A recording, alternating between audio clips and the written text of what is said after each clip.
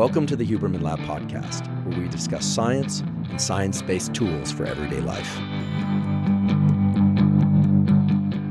I'm Andrew Huberman, and I'm a professor of neurobiology and ophthalmology at Stanford School of Medicine.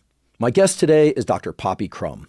Dr. Poppy Crum is a neuroscientist, a professor at Stanford, and the former chief scientist at Dolby Laboratories.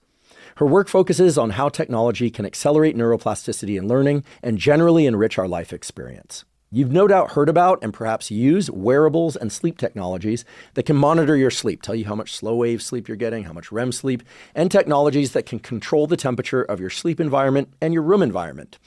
Well, you can soon expect wearables and hearable technologies to be part of your life. Hearable technologies are, as the name suggests, technologies that can hear your voice and the voice of other people and deduce what is going to be best for your immediate health and your states of mind.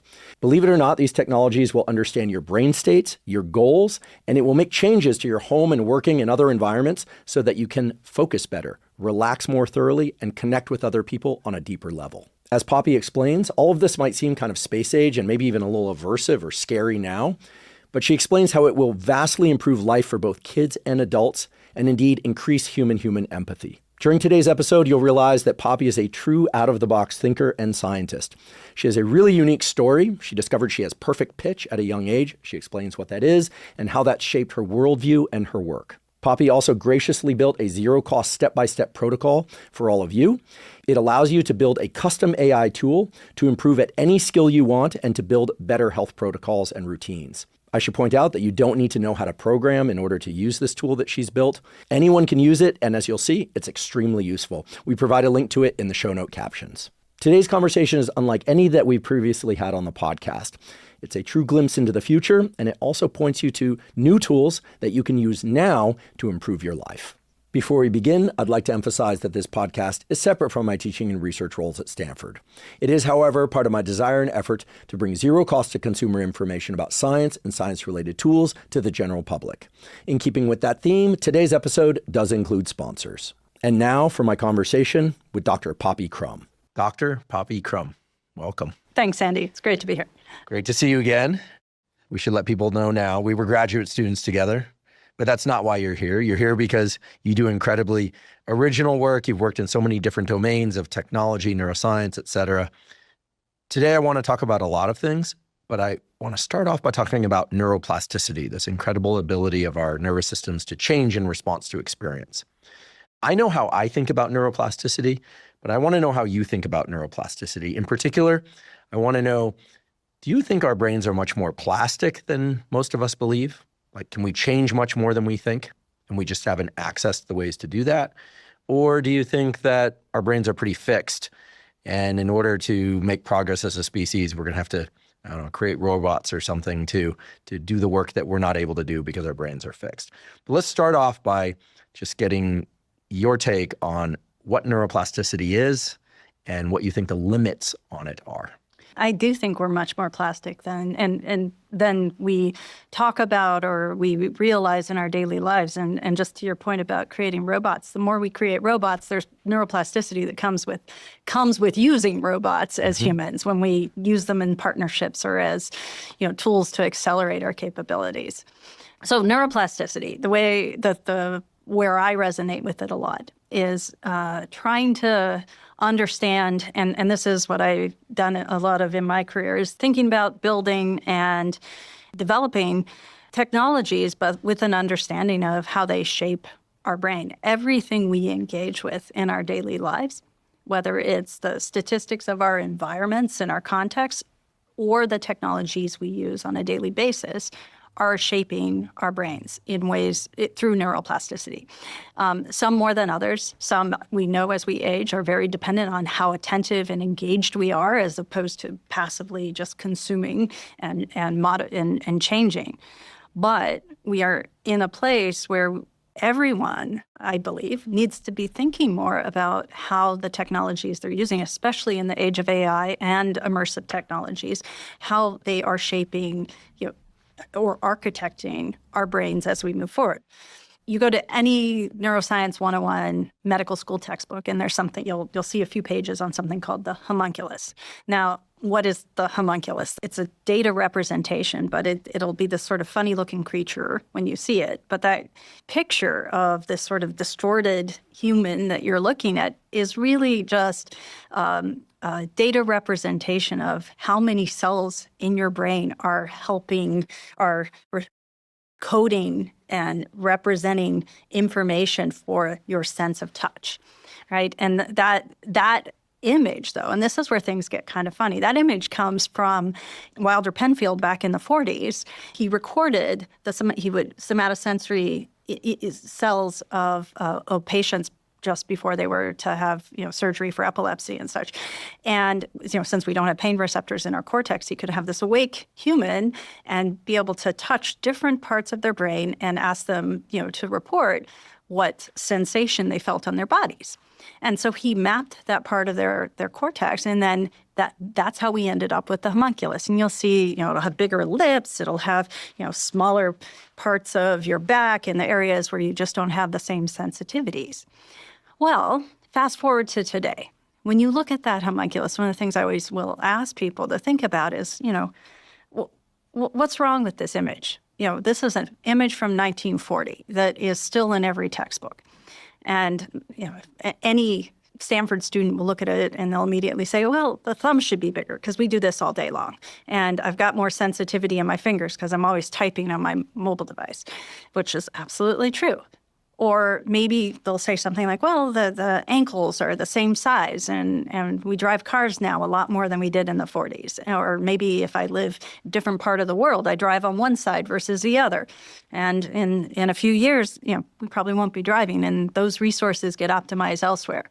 So what the homunculus is it's a representation of how our brain has allocated resources to help us be successful, and those resources are the limited cells we have that support whatever we need to flourish in our world.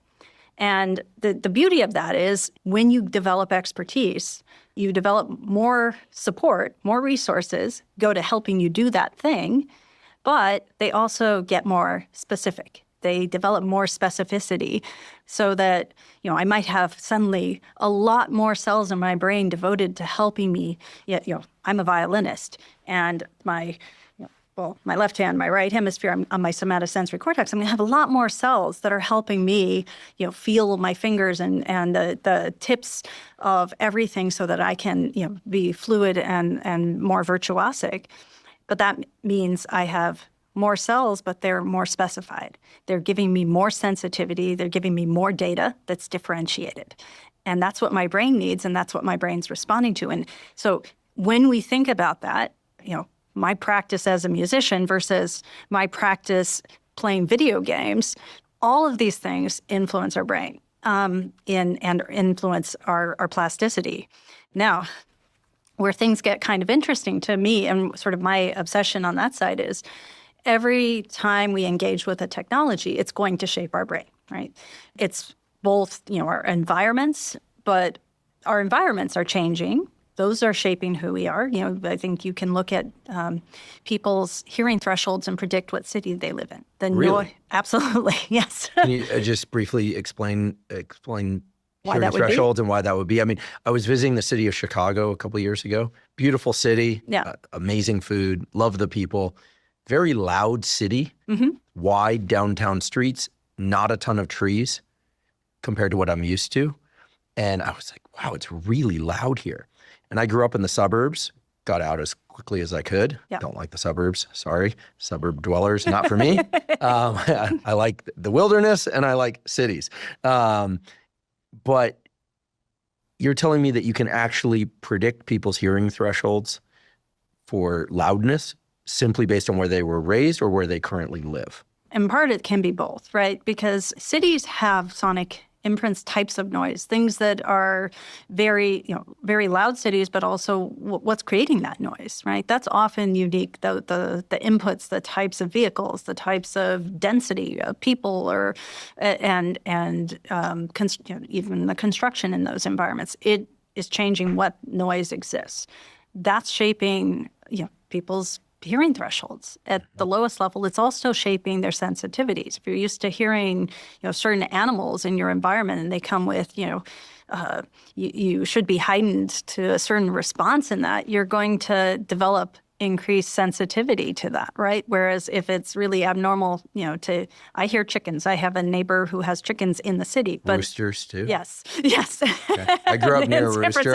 I can still hear that rooster. Yeah. Those sounds are embedded deeply in my mind. There's the semantic context and then just the sort of spectrum, right? And the intensity of that spectrum, and meaning when I say spectrum, I mean the different frequency amplitudes and what that shaping's like. High pitch, low pitch. Yeah. And that affects how your neural system is changing, even at the lowest level of what it's your ear is, your brain, your cochlea is getting exposed to, but then also where, so that would be the lower level, what sort of noise damage might exist, what exposures, but then also there's the amplification of, coming from your higher level areas that are helping you know that these are frequencies are more important in your context, in your environment. There's a funny, this is kind of funny. There was a film called, I think it's The Sound of Silence, and it started, I love Peter Sarsgaard. He was one of the actors in it. And it was sort of meant to be a bit fantastical, or is that a word? Is that the right word? But in fact, to me, so the filmmakers had talked to me a lot, as had, and to inform this sort of main character and the way he behaved, because I have absolute pitch, and there were certain things that they were trying to emulate in this film. He ends up being this person who tunes people's lives. He'll walk into their environments and be like, oh, things are going badly at work, or your relationships because you've got this tritone, your water heater is making this, pitch, and your teapot is at this. Oh my God, this would go over so well in LA. People would pay millions of dollars in Los Angeles. It's totally funny. Do you do this for people? No. Okay. But I will tell you, I will walk into hotel rooms and immediately if I hear something, I've moved. And so, that is... Because you have perfect pitch. Could you define perfect pitch? Does that mean that you can always hit a note perfectly with your voice? There is no such thing as perfect pitch. There's absolute pitch. And so I think only because the idea of, that would be A equal 440 hertz, right? But that's a standard that we use in modern time. And the, different... What A is has actually changed throughout our lives with aesthetic, with what people liked, with the tools we used to create music. And, in the Baroque era, A was 415 hertz. And Can you hit that? Awesome.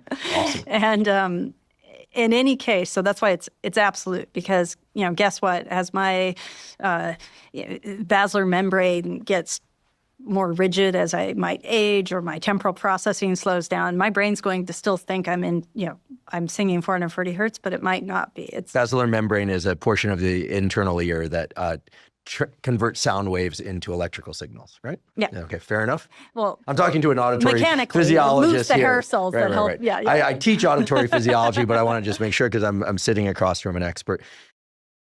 I'd like to take a quick break and acknowledge one of our sponsors, David. David makes a protein bar unlike any other. It has 28 grams of protein, only 150 calories, and 0 grams of sugar. That's right, 28 grams of protein, and 75% of its calories come from protein. This is 50% higher than the next closest protein bar. David protein bars also taste amazing. Even the texture is amazing.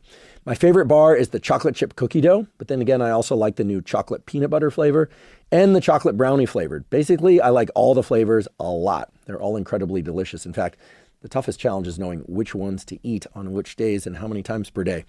I limit myself to 2 per day, but I absolutely love them.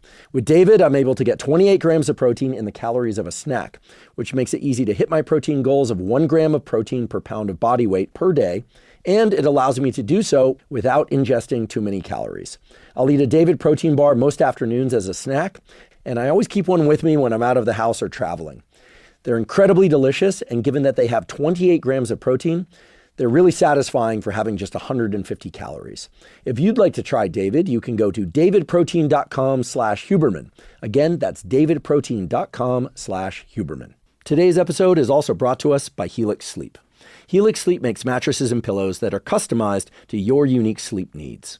Now, I've spoken many times before on this and other podcasts about the fact that getting a great night's sleep is the foundation of mental health, physical health, and performance.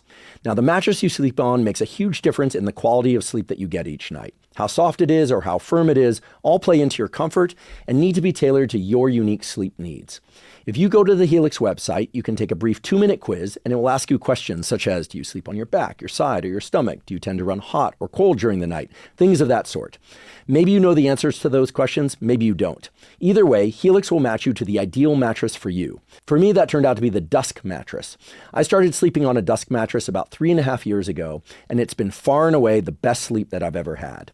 If you'd like to try Helix Sleep, you can go to helixsleep.com/Huberman, take that 2-minute sleep quiz, and Helix will match you to a mattress that's customized to you. Right now, Helix is giving up to 27% off all mattress orders. Again, that's helixsleep.com/Huberman to get up to 27% off.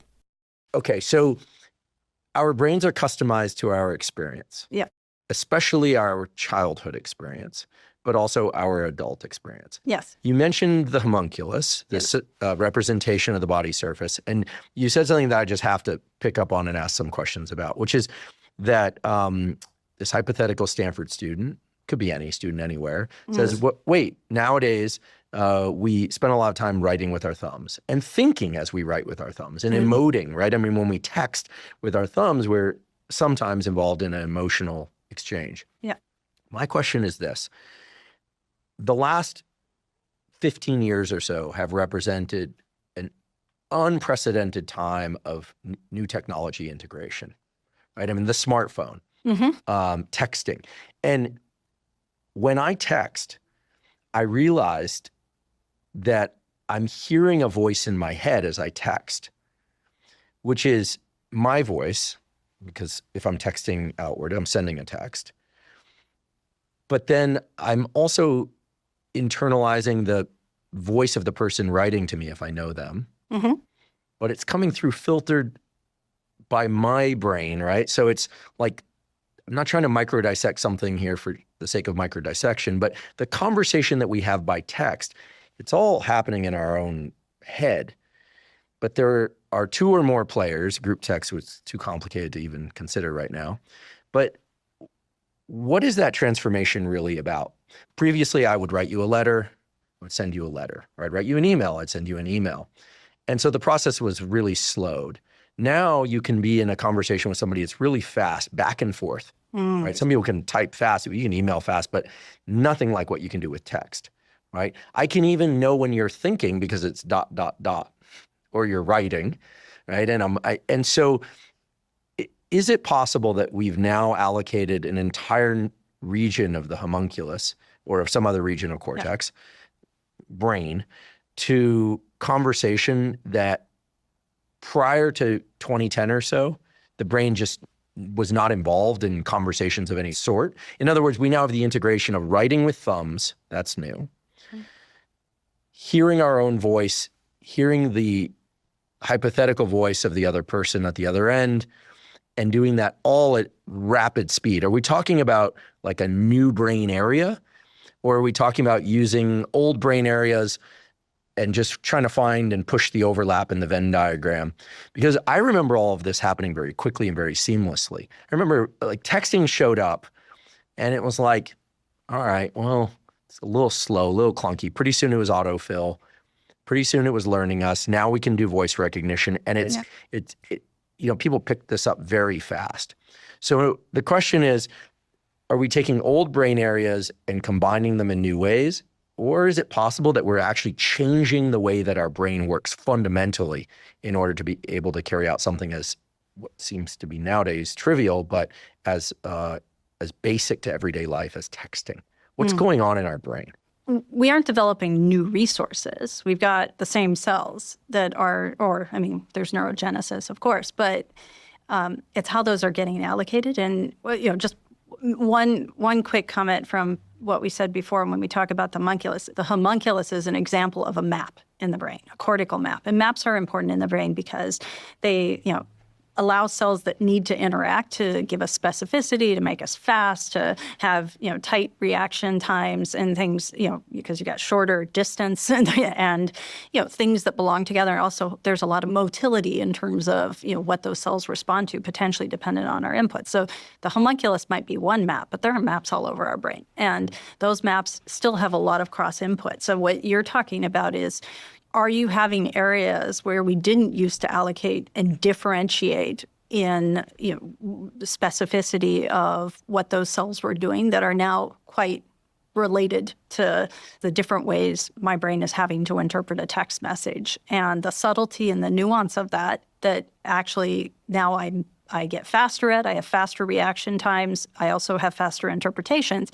So am I allocating cells that used to do something else to allow me to have that? Probably. But I'm also building, think about me as a multisensory object that has, I have to integrate information across sight, sound, smell to form a holistic, object experience. That same sort of, integration and pattern is happening now when we communicate in ways that it didn't used to. So what does that mean? It means there's a lot more repeatability, a lot faster pattern matching, a lot more integration that is allowing us to go faster.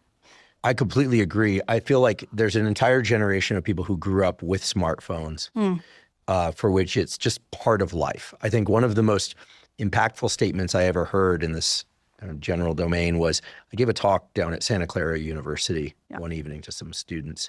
And I made a comment about putting the phone away and how much easier it is to focus when you put the phone away, and how much better life is when you take space from your smartphone, and all of this kind of thing. And afterwards, this young guy came up to me, he's probably in his early 20s, and he said, listen, you don't get it at all. I said, what do you mean? He said, you adopted this technology into your life and after your brain had developed. He said, he's speaking for himself, he said, when my phone runs out of charge, I feel the life drain out of my body, and it is unbearable, or nearly unbearable, until that phone pops back on.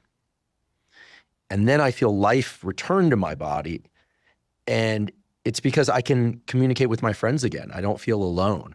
I don't feel cut off from the rest of the world. And I was thinking to myself, wow, like his statements really stuck with me, because I realized that his brain, as he was pointing out, is indeed fundamentally different than mine in terms of social context, communication, feelings of safety, and on and on. And I don't think he's alone. I think for some people it might not be quite as extreme. But for many of us, to see that ...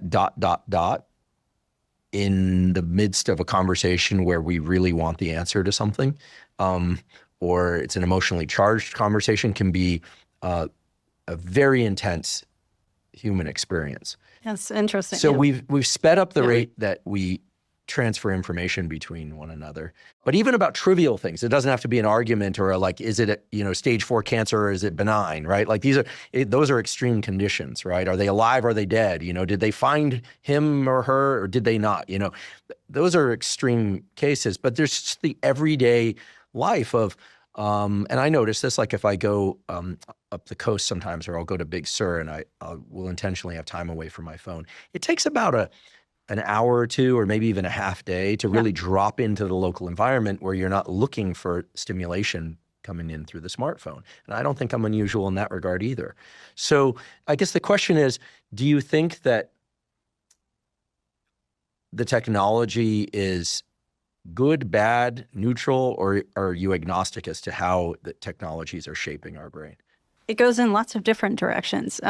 One thing I did want to say, though, with smartphones specifically, and sort of everything, in audio, our ability to have, carry our lifetime of music and content with us has been because of, huge advances in the last 25, 30 years, and maybe slightly more, around compression algorithms that have enabled us to have really effective, what we call perceptual compression, lossy perceptual algorithms, and things like MP3 and my past work with companies like Dolby.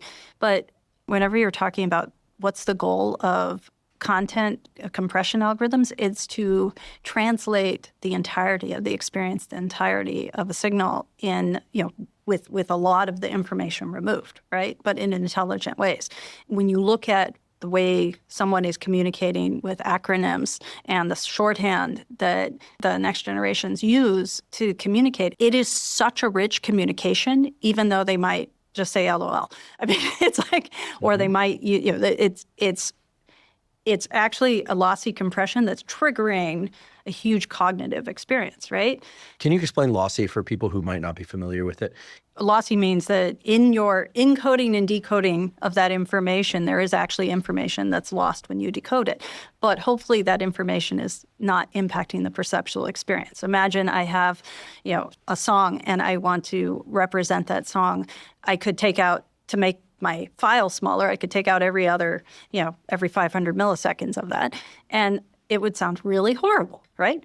Or I could be a lot more intelligent and instead, basically, if you look at early models like MP3, they're kind of like computational models of the brain. They stop, they might stop at like the auditory nerve, but they're trying to put a model of how our brain would deal with sound, what we would hear, what we wouldn't. If this sound's present and it's present at the same time as this sound, then this sound wouldn't be heard, but this sound would be. So we don't need to spend any of our bits coding this sound. Instead, we just need to code this one. And so it becomes an intelligent way for the model and the algorithm of deciding what information needs to be represented and what doesn't to create the same, the best perceptual experience, which perceptual meaning what we get to, take home.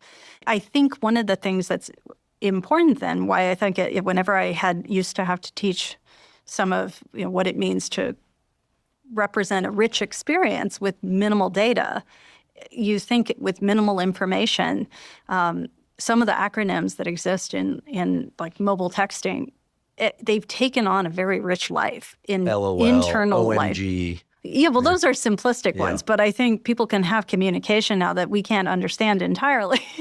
This is because you have a 10-year-old daughter. Yes. Does she have communication by acronym that to you is cryptic? Sometimes, but I have to figure it out then. But yes, but the point is, that is an example of a lossy compression algorithm that actually has a much richer perceptual experience, right? And it often needs context, but it's still, you're using few bits of information to try to represent a much richer feeling and a much richer state, right? And if you look at different people, they're going to have bigger physiological experience dependent on how they've grown up with that kind of context. It sounds to me, I don't want to project here, but it sounds to me like you see the great opportunity of data compression.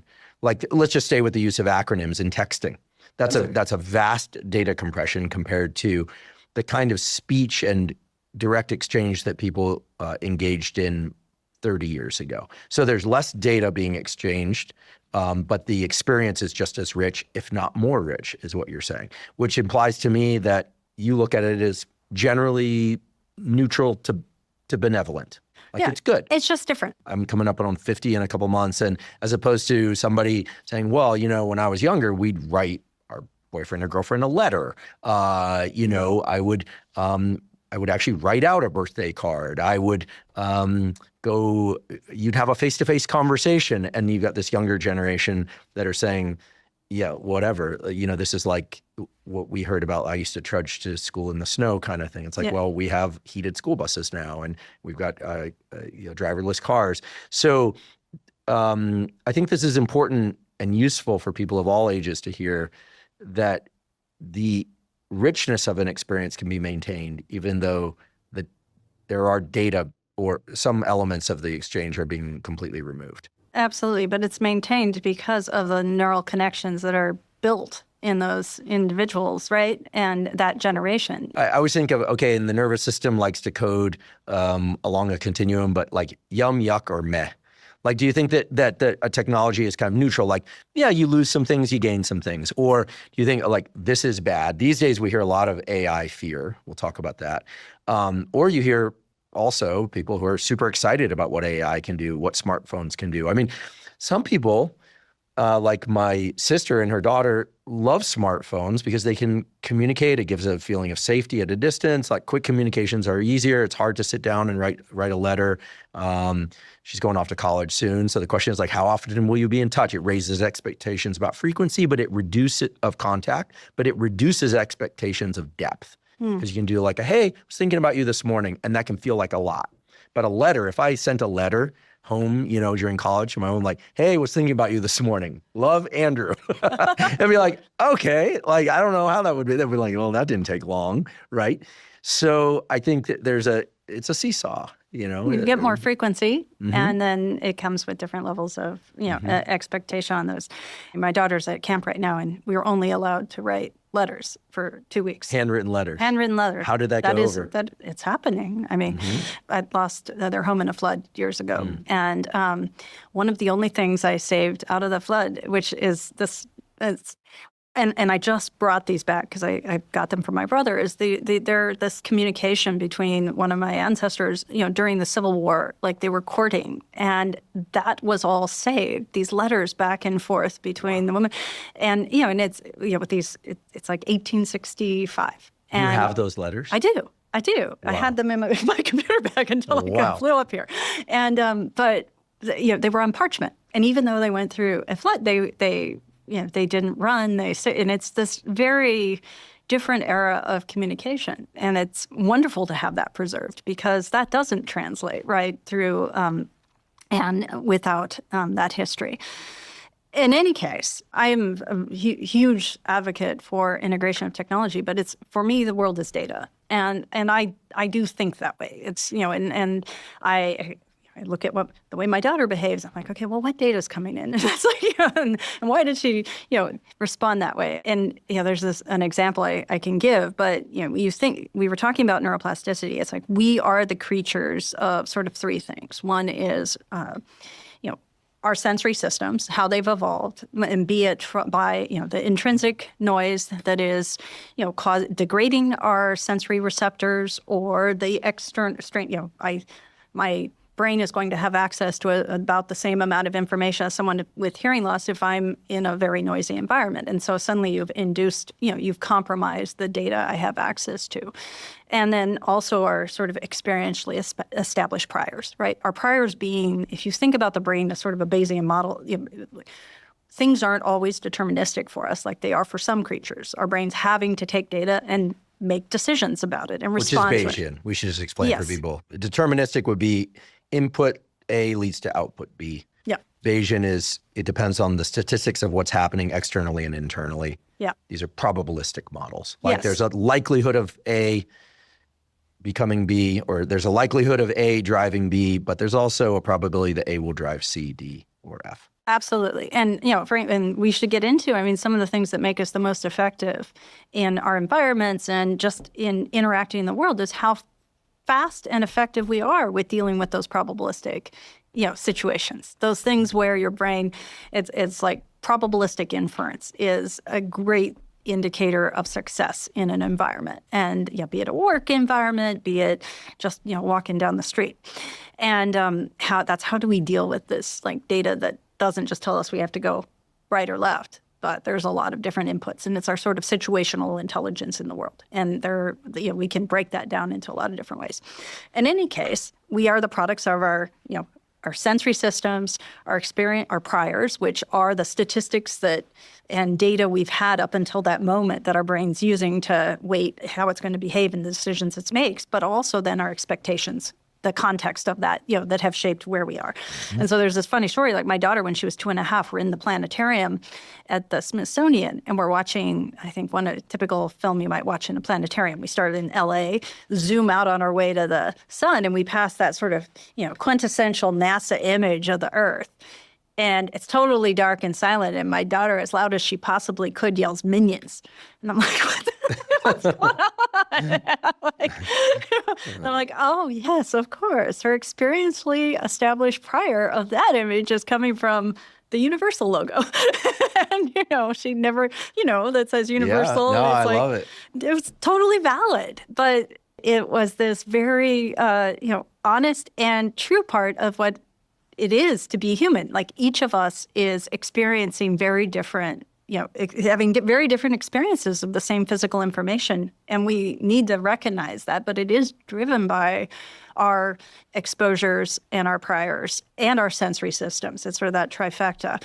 And our expectations of the moment. And once you unpack that, you really start to understand and appreciate the influence of technology. Now, I am a huge advocate for technology improving us as humans, but also improving the data we have to make better decisions and the sort of insights that drive us.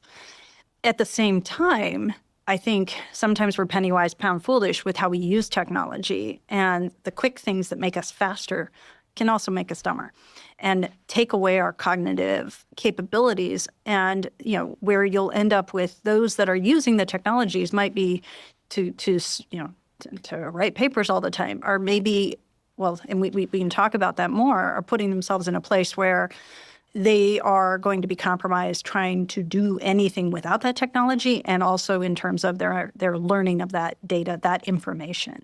And so you start even ending up with bigger differentiations in cognitive capabilities by how you use a tool, a technology tool to make you better or faster or not. One of my sort of things I've always done is teach at Stanford. Thus, we also have that in common. And, I need to sit in on one of your lectures. And, but my class there is called Neuroplasticity and Video Gaming. And I'm a neurophysiologist, but I'm really a technologist. I like buildings. I like innovation across many domains. And while that class says video gaming, it's really more, video games are powerful in the sense that there's this sort of closed loop environment. You give feedback, you get data on your performance, but you get to control that and know what you randomize, how you build.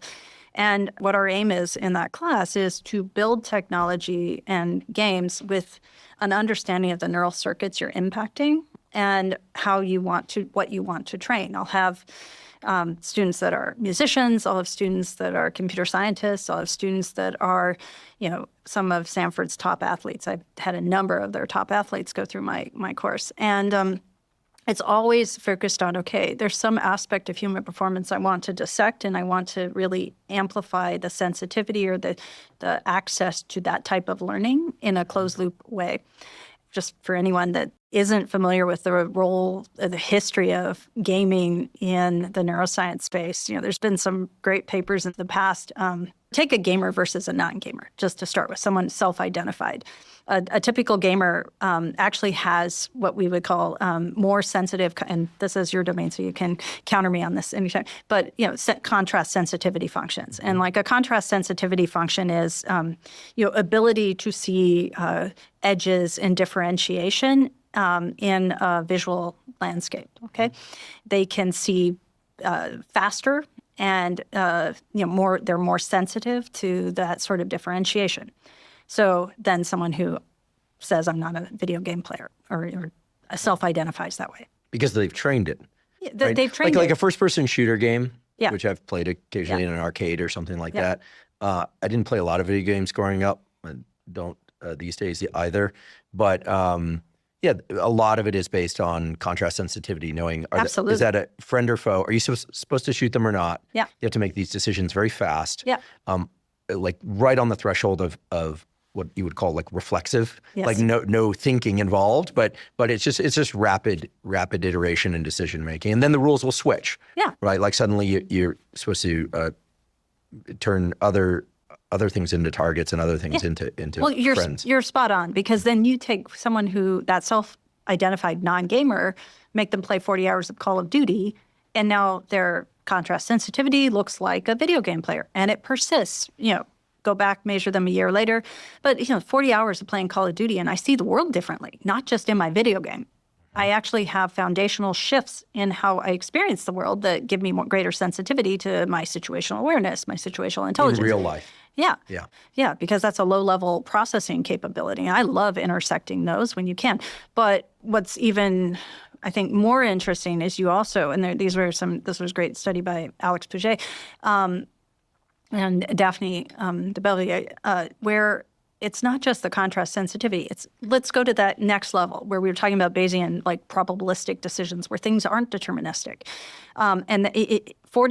a video game player, and I can train this, they're going to make the same decisions as a non-video game player in those, probabilistic inferential situations, but they're going to do it a lot faster. And so that edge, that ability to get access to that information is phenomenal, I think. And when you can tap into that, that becomes a very powerful thing. So like probabilistic inference goes up when I've played 40 hours of Call of Duty. But then what I like to do is take it and say, okay, here's a training environment. I had a couple of Stanford's top soccer players in my course this year, and we got our focus was, okay, what data do you not have, and how can we build a closed loop environment and make it something so that you're gaining better neurological access to your performance based on data like my acceleration, my velocity, not at the end of my 2-hour practice, but in real time, and getting auditory feedback so that I'm actually tapping into more neural training. So we had sensors, like on their calves that were measuring acceleration, velocity, and able to give us feedback in real time as they were doing a sort of somewhat gamified training. I don't want to use the word gamified, it's so overused, but let's say it felt like fun environment. But it's also based on computation of that acceleration data and what their targets were. It's feeding them different sonic cues so that they're building that resolution. When I say resolution, what I mean is, especially as a novice, I can't tell the difference between whether I've accelerated successfully or not. But if you give me more gradation in the feedback that I get with that sort of that closed loop behavior, I start to, my neural representation of that is going to start differentiating more. So with that, that's where the auditory feedback, so they're getting that in real time. And you build that kind of closed loop environment that helps build that, create greater resolution in the brain and greater sensitivity to differentiation. I'd love for you to share the story about your daughter improving her swimming stroke, right? Because she's not a D1 athlete yet. Maybe she will be someday, but she's a swimmer, right? Yes. And in the past, if you wanted to get better at swimming, you needed a swimming coach. And if you wanted to get really good at swimming, you'd have to find a really good swimming coach and you'd have to work with them repeatedly. You took a slightly different direction that really points to just how beneficial and inexpensive this technology can potentially be, or relatively inexpensive. Well, first, I'll say this. Number one is having good swimming coaches. Okay. Sure, I'm not trying to do away with swimming coaches. Parents who are data-centric and really like building technologies are sometimes maybe can be red herring distractions, but hopefully not. Okay. All right. Well, yes. That's one of them. Yeah. But let's keep the swimming coaches happy. So for example, like you go and train with elite athletes, and if you go to a lot of swimming camps where you're, or training programs, it's always about work with cameras and what they're recording you, they're assessing your strokes. But the point is, you can use, and I did this, knowing the things that the coaches, or frankly, you can go online and learn some of those things that matter to different strokes. You can use Perplexity Labs, use Replit, use some of these. These are online resources. Yeah, and you can quickly build a computer vision app that is giving you data analytics on your strokes and in real time. So how's that work? You're taking the phone underwater, analyzing the stroke? In this case, I'm using mobile phone, so I'm doing everything above. Okay, so you're filming, if you could walk us through this. So you film your daughter doing freestyle stroke for right, or breaststroke or butterfly. Sure. There's a lot of core things that maybe you want to care about. Backstroke and freestyle. What's there? And I am not.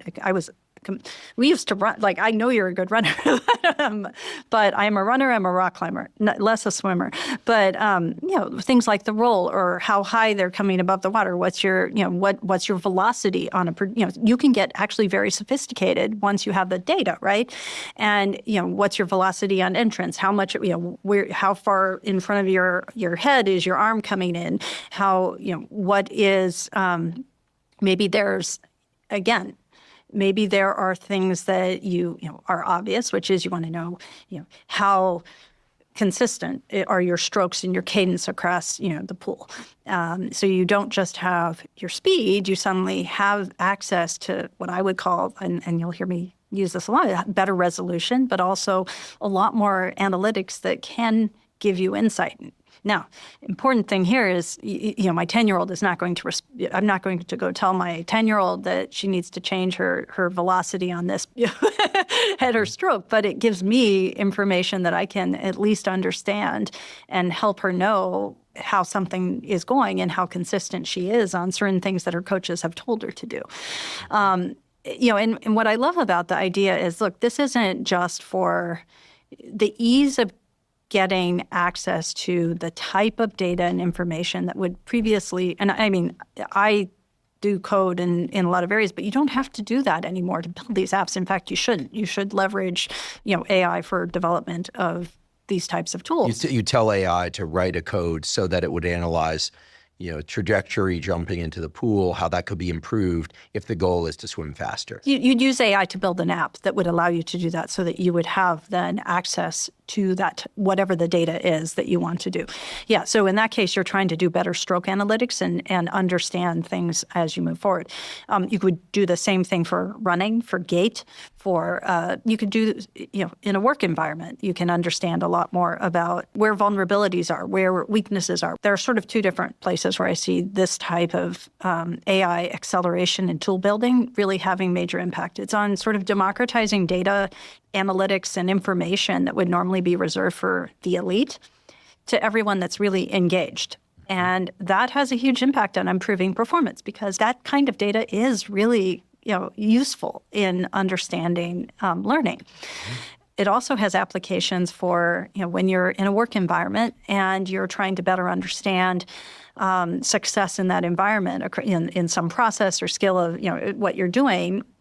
You can gain different analytics than you otherwise would in ways that become much more successful, but also give you new data to think about with regard to what I would call a digital twin. And when I use the word digital twin, the goal of a digital twin is not to digitize and represent a physical system in its entirety. It's to use different interoperable, meaning data sets coming from different sources to gain insights, digitized data of a physical system or a physical environment or physical world, be it a hospital, be it airplanes, be it my body, be it my fish tank, to give me insights that are, continuous and in real time that I otherwise wouldn't be able to gain access to. We've known for a long time that there are things that we can do to improve our sleep. And that includes things that we can take, things like magnesium threonate, theanine, chamomile extract, and glycine, along with lesser-known things like saffron and valerian root. These are all clinically supported ingredients that can help you fall asleep, stay asleep, and wake up feeling more refreshed. I'm excited to share that our longtime sponsor, AG1, just created a new product called AGZ, a nightly drink designed to help you get better sleep and have you wake up feeling super refreshed. Over the past few years, I've worked with the team at AG1 to help create this new AGZ formula. It has the best sleep-supporting compounds in exactly the right ratios in one easy-to-drink mix. This removes all the complexity of trying to forage the vast landscape of supplements focused on sleep and figuring out the right dosages and which ones to take for you. AGZ is, to my knowledge, the most comprehensive sleep supplement on the market. I take it 30 to 60 minutes before sleep. It's delicious, by the way. And it dramatically increases both the quality and the depth of my sleep. I know that both from my subjective experience of my sleep and because I track my sleep. I'm excited for everyone to try this new AGZ formulation and to enjoy the benefits of better sleep. AGZ is available in chocolate, chocolate mint, and mixed berry flavors. And as I mentioned before, they're all extremely delicious. My favorite of the three has to be, I think, chocolate mint, but I really like them all. If you'd like to try AGZ, go to drinkagz.com/Huberman to get a special offer. Again, that's drinkagz.com/Huberman. Today's episode is also brought to us by Rorra. Rorra makes what I believe are the best water filters on the market. It's an unfortunate reality, but tap water often contains contaminants that negatively impact our health. In fact, a 2020 study by the Environmental Working Group estimated that more than 200 million Americans are exposed to PFAS chemicals, also known as forever chemicals, through drinking of tap water. These forever chemicals are linked to serious health issues, such as hormone disruption, gut microbiome disruption, fertility issues, and many other health problems. The Environmental Working Group has also shown that over 122 million Americans drink tap water with high levels of chemicals known to cause cancer. It's for all these reasons that I'm thrilled to have Rorra as a sponsor of this podcast. Rorra makes what I believe are the best water filters on the market. I've been using the Rorra countertop system for almost a year now. Rorra's filtration technology removes harmful substances, including endocrine disruptors and disinfection byproducts, while preserving beneficial minerals like magnesium and calcium. It requires no installation or plumbing. It's built from medical-grade stainless steel, and its sleek design fits beautifully on your countertop. In fact, I consider it a welcome addition to my kitchen. It looks great, and the water is delicious. If you'd like to try Rorra, you can go to rorra.com/Huberman and get an exclusive discount. Again, that's Rorra, RORRA.com/Huberman. We will definitely talk more about digital twins, but what I'm hearing is that it can be very, as nerd speak, but domain specific. I mean, like the lowest level example I can think of, which would actually be very useful to me, would be a digital twin of my refrigerator that would place an order for the things that I need, not for the things I don't need, eliminate the need for a shopping list. It would just keep track of like, hey, like you usually run out of strawberries on this day and this day. And it would just keep track of it in the background, and the stuff would just arrive and it would just be there and like eliminate what seemed like, well, gosh, isn't going to the store nice? Yeah, this morning I walked to the corner store, bought some produce. I had the time to do that, the 8 minutes to do that. But really, I would like the fridge to be stocked with the things that I like and need, and I could hire someone to do that, but that's expensive.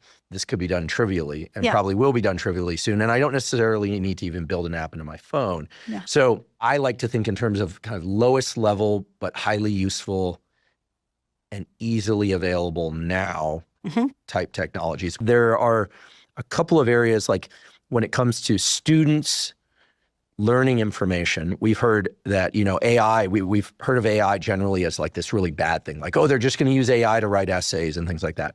But there's a use of AI for learning. I know this because I'm still learning. I teach and learn all the time for the podcast, which is I've been using AI to take large volumes of text from papers. So this isn't AI hallucinating. Just take large volumes of text verbatim from papers. Yes.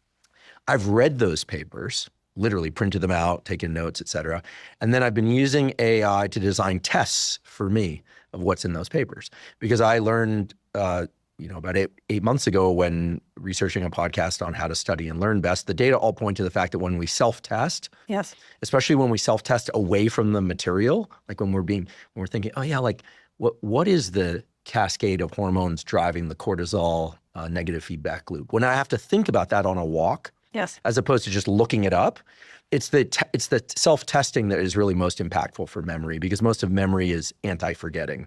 This is kind of one way to think about it. So what I've been doing is having AI build tests for me and having it ask me questions like, what is the signal between the pituitary and the adrenals that drives the release of cortisol, and what layer of the adrenals does cortisol come from? And I love that. And so it's I'm sure that the information it's drawing from is accurate, at least to the best of science and medicine's knowledge now.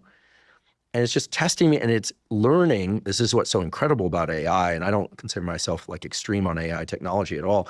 It's learning where I'm weak and where I'm strong at remembering things, because I'm asking it, where am I weak and where am I strong? And they'll say, oh, like naming and this and like third order conceptual links here need a little bit of work. And I go, test me on it. And it starts testing me on it. It's amazing. Like I'm blown away that the technology can do this. And I'm not building apps with AI or anything. I'm just using it to try and learn better.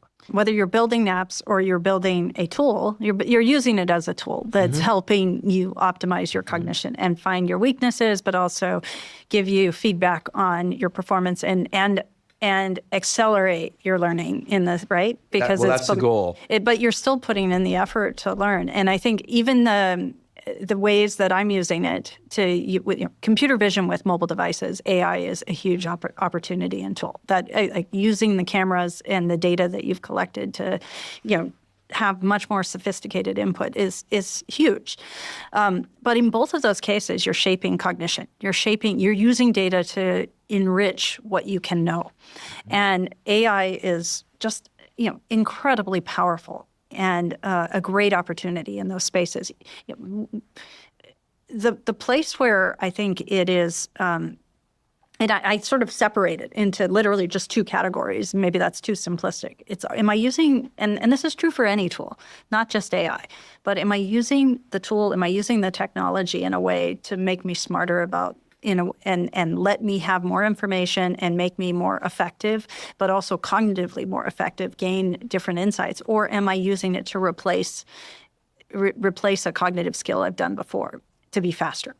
And it doesn't mean you don't want to do those things. I mean, GPS in our car is a perfect example of a place where we're replacing a cognitive tool to make me faster and more effective. And frankly, you take away your GPS in a city you drive around and we're not very good. And I remember paper maps. I remember the early studies of the hippocampus were based on London taxi drivers that had mental maps of the city. Absolutely. That, with all due respect to London taxi drivers up until GPS, those mental maps are not necessary anymore. No, and I mean, they had more gray matter in their hippocampus, and we know that. And you look at them today, and they don't have to have that because the people in their back seats have more data, have more information, have eyes from the sky. I mean, satellite data is so huge in our success in the future, and it can anticipate the things that locally you can't. And so it's been replaced. But it still means when you lose that data, you don't expect yourself to have the same spatial navigation of that environment without it, right? I love your two batches, right? You're either using it to make you cognitively better or you're using it to speed you up. But you have to be, here's where I think people— Cognitively or physically. Cognitively or physically. But you're still trying to gain insight and data and information that's making me a more effective human. Right. And I think that the place where people are concerned, yes, including myself, is when we use these technologies that eliminate steps, make things faster, but we fill in the additional time or mental space with things that are neutral to detrimental. It's sort of like saying, okay, I can get all the nutrients I need from a drink that's 8 ounces. This is not true, but then the question is how do I make up the rest of my calories? Right? Am I making it up with also nutritious food, right?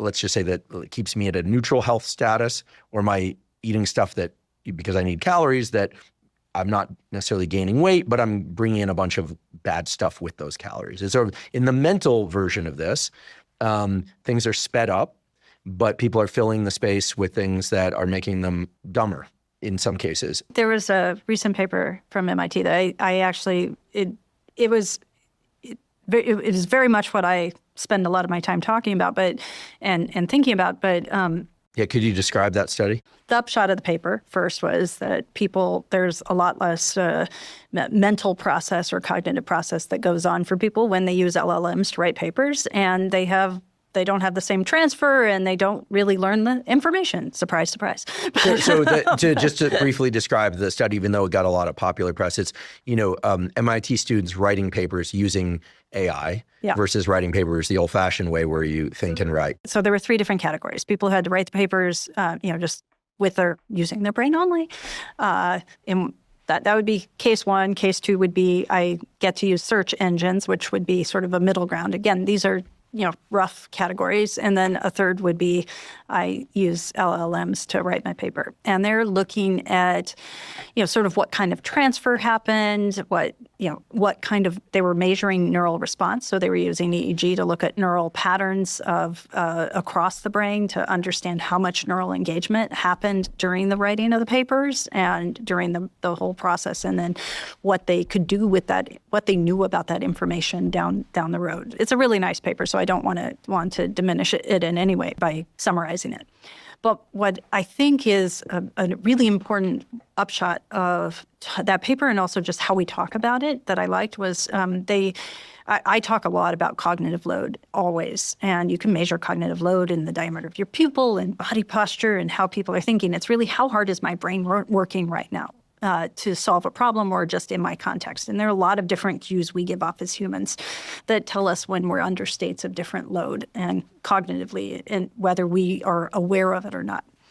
And there's something called cognitive load theory that breaks down sort of what happens when our brains are under states of load. And that load can come from sort of three different places. It might be coming from intrinsic, what you would call intrinsic information, which is and this is all during learning. The intrinsic load, cognitive load would be from, the difficulty of the material I'm trying to understand. How, really some things are easy to learn, some things are a lot harder. And that's intrinsic load.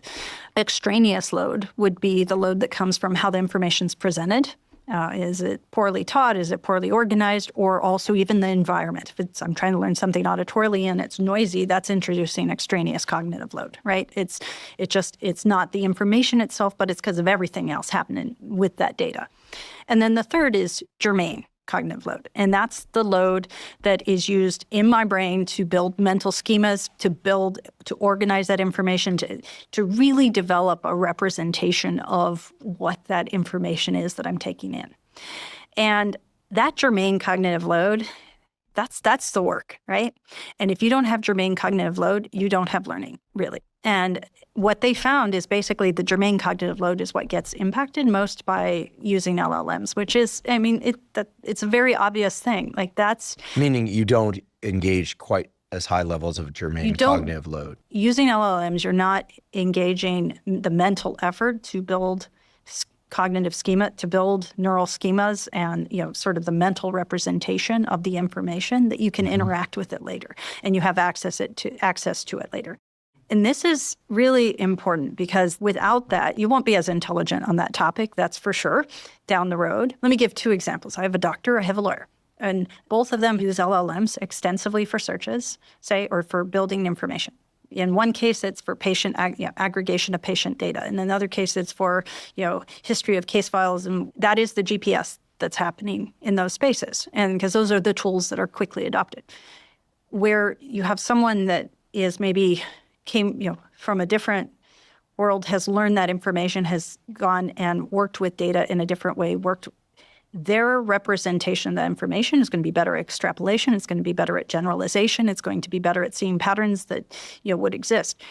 The brain that has done everything through LLMs is going to be in a place where they will get the answer for that relevant task or using the tools they have, but you're not the same level of richness and depth of information or generalization or extrapolation for those topics as someone that has learned in a different way. There's a generational difference in understanding, not because they don't have the same information, but there is an acknowledgement that there's a gap, even though we're getting to the same place as fast. And that's because of the learning that's happened. Mm-hmm. The germane cognitive load. Absolutely. The cognitive load. Like you've got to do the work. Your brain has to. And what was beautiful about your descriptions, Andy, is when you were talking about how you were using it, which I love, to test yourself, find your weak vulnerabilities is, and actually in the paper at MIT, which I think, again, these are things that are somewhat obvious, but we just have to, I think we have to talk about them more, is people with higher competency on the topic use the tools in ways that still engage more germane cognitive load, but helped accelerate their learning. It's, where is the biggest vulnerability and gap? It's when it's especially in areas and topics where you're trying to learn a new domain fast, or you're under pressure and you're not putting in the germane effort, or you're not using the tools that you have access to that AI can enable. You're not using them to amplify your cognitive gain, but instead to deliver something faster, more rapid, and then walking away from it. I'm going to try and present two parallel scenarios in order to go further into this question of how to use AI to our best advantage to enrich our brains as opposed to diminish our brains. So I could imagine a world, because we already live in it, where there's this notion of slow food. Like you cook your food, you get great ingredients from the farmer's market, like a peach that quote unquote really tastes like a peach, this kind of thing. you make your own food, you cook it and you taste it, and it's just delicious. And I can also imagine a world where you order a peach pie online, it shows up and you take a slice and you eat it.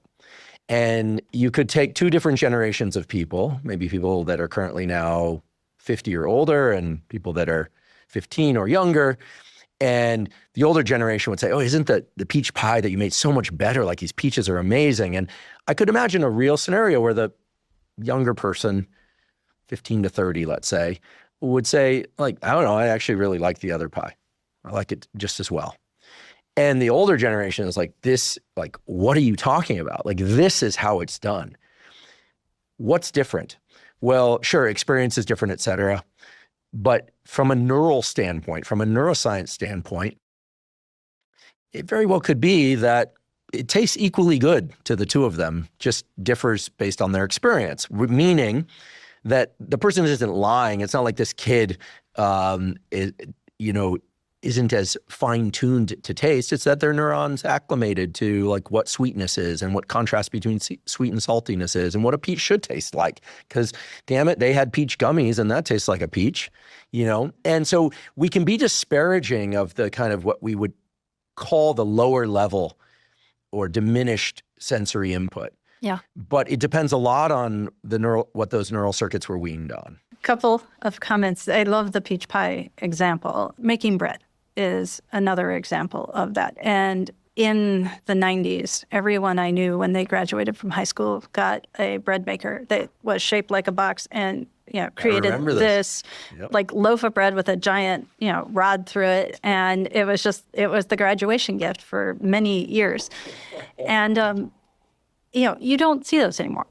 And if you even look at what happened with, like, the millennial generation in the last 5 years, especially during the pandemic, suddenly bread making, sourdough, that became a thing. What's the difference? You've got bread, it's warm, it's with the bread maker, it's fresh, and it is not at all desired relative to bread that takes a long period of time and is tactile and in the process and the making of it, and is clearly much more onerous than the other in its process of development.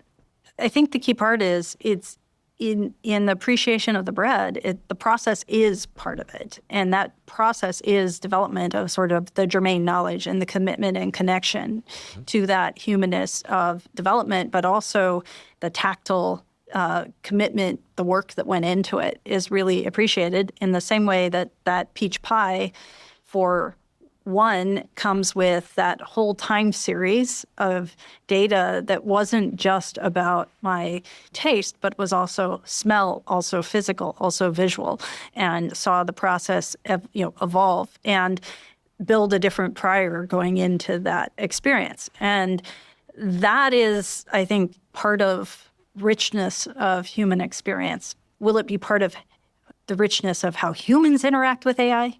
Absolutely. Or interact with robots. Absolutely.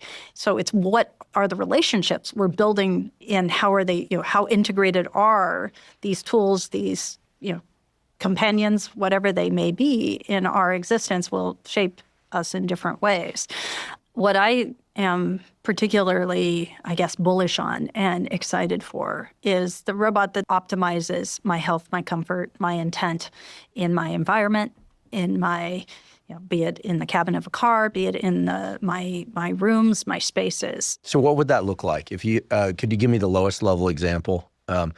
Would it be an assistant that helps you travel today when you head back to the Bay Area? Would it what is this non-physical robot? And I think we already have some of these. Like, it's the point where HVAC systems actually get sexy, right? Not sexy in that sense, but they're actually really interesting because they are the heart of, HVAC systems. Heating, ventilation, AC. Yeah. But you think about a thermostat. A thermostat right now is optimizing for, an AI thermostat optimizing for my behavior, but it's trying to save me resources, trying to save me money, but it doesn't know if I'm hot or cold. It doesn't know, to your point, my intent, what I'm trying to do at that moment, where, and this speaks more to a lot of the things you've studied in the past. It doesn't know what my optimal state is for my goal in that moment in time.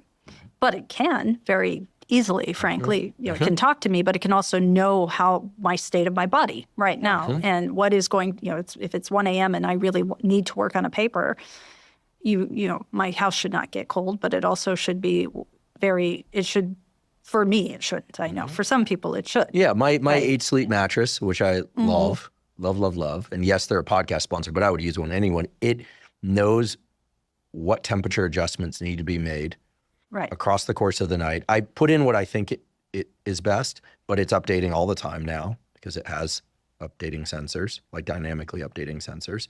I'm getting close to 2 hours of REM sleep a night, which is outrageously good for me, much more deep sleep, and that's a little micro environment. You're talking about integrating that into an entire home environment. Home, vehicle, yes, because it needs to treat me as a dynamic time series. It needs to understand the context of everything that's driving my state internally. There's everything that's driving my state in my local environment, meaning my home or my car, and then there's what's driving my state externally, from my external environment. And we're in a place where those things are rarely treated, interacting together for the optimization and the dynamic interactions that happen. But we can know these things. We can know so much about the human state from non-contact sensors. Yeah, and we're right at the point where the sensors can start to feed information to AI to be able to deliver what effectively, again, a lower level example would be like the dynamically cooling mattress or dynamically heating mattress. Like I discovered through the AI that my mattress was applying that, and I was told that heating your sleep environment toward the end of the night increases your REM sleep dramatically, whereas cooling it at the beginning of the night increases your deep sleep. This has been immensely beneficial for me to be able to shorten my total sleep need, which is something that for me is like awesome. Because I like sleep a lot, but I don't want to need to sleep so much in order to feel great. Well, you want to have your own choice about how you sleep. Yeah. Given the date, it's helping you have that. Sometimes I have 6 hours, sometimes I have 8 hours, this kind of thing. Here's where I get stuck. And I've been wanting to have a conversation about this with someone, ideally a neuroscientist who's interested in building technologies for a very long time. So I feel like this moment is a moment I've been waiting for a very long time, which is the following. I'm hoping you can solve this for all of us, Poppy. We're talking about sleep, and we know a lot about sleep. You got slow wave sleep, deep sleep, growth hormone release at the beginning of the night. You have less metabolic need then you have rapid eye movement sleep, which consolidates learning from the previous day. It removes the emotional load of previous day experiences. We can make temperature adjustments. We do all these things, avoid caffeine too late in the day. Lots of things to optimize these known states that occupy this thing that we call sleep. And AI and technology I would say, is doing a really great job, as is pharmacology, to try and enhance sleep. Sleep's getting better. We're getting better at sleeping, despite more forces potentially disrupting our sleep, like smartphones and noise and city noise, et cetera. Okay, here's the big problem in my mind, is that we have very little understanding or even names for different awake states. We have names for the goal, like, I want to be able to work. Okay, what's work? What kind of work? I want to write a chapter of a book. What kind of book? A nonfiction book. Based on what? But like we talk about alpha, beta waves, theta waves, but I feel like as neuroscientists, we have done a pretty poor job as a field of defining different states of wakefulness. And so that like the technology, AI and other technologies they don't know what to shoot for. They don't know what to help us optimize for. Whereas with slow wave sleep and REM sleep, like we've got it. I ask questions of myself all the time, like, is my brain and what it requires in the first 3 hours of the day anything like what my brain requires in the last 3 hours of the day? If I want to work in each one of those 3-hour compartments. And so I think like we don't really understand what to try and adjust to. So here's my question. Do you think AI could help us understand the different states that our brain and body go through during the daytime, give us some understanding of what those are in terms of body temperature, focus ability, et cetera, and then help us optimize for those the same way that we optimize for sleep? Because whether it's a conversation with your therapist, whether or not it's a podcast, whether or not it's playing with your kids, whether or not it's Netflix and chill, whatever it is, the goal and what people have spent so much time, energy, money, et cetera, on whether or not they're drinking alcohol, caffeine, taking Ritalin or Adderall, or running or whatever. Like, humans have spent their entire existence trying to build technologies to get better at doing the things that they need to do. And yet we still don't really understand waking states. So can AI teach it to us? Can AI teach us a goal that we don't even know we have? Can AI teach it to us? I would say AI is part of the story, but before we get AI, we need better, more data. Not just me, right? So maybe I am very focused right now, but without my belief, and this is my perspective, is imagine I'm very focused right now. I need to know the context of my environment that's driving that. Like, what's in that environment? Is it internal focus that's gotten me there? What is my environment? What is that external environment? So the understanding my awake state for me is very dependent on the data and interactions that happen from these different environments. Let me give an example. Like, if I'm in my home or I'm in a vehicle, right? And you are measuring information about me, and you know I'm under stress, or you know I'm experiencing joy, or heightened attention right now. Some different states you may want to have my home or my system react to mitigate. Well, like if you get sleepy in a self-driving, in a smart vehicle, it will make adjustments. Potentially, it will make adjustments, but not necessarily right for you. That's an important part, is optimizing for personalization and how a system responds. And it can make any home, an HVAC system, or the internal state of a vehicle is going to adjust, sound, background sound, music. It's going to adjust, whatever, whether it can haptic feedback, temperature, lighting, any number of, position of your chair, dynamics of what's in your space. All of these different systems in my home or my other, what my vehicle, or some other system can react, right? But the important thing is how you react is going to shift me. And the goal is to not measure me, but to actually intersect with my state and move it in some direction, right? Yeah, I always think of devices as good at measurement or modification. Right. Measurement or modification. Measurement is critical. And that's, but measurement not just of me, but also of my environment and understanding of the external environment. And this is where things like Earth observation and understanding, we're getting to a place where we're getting image, really good image quality data from the satellites that are going in the sky at much lower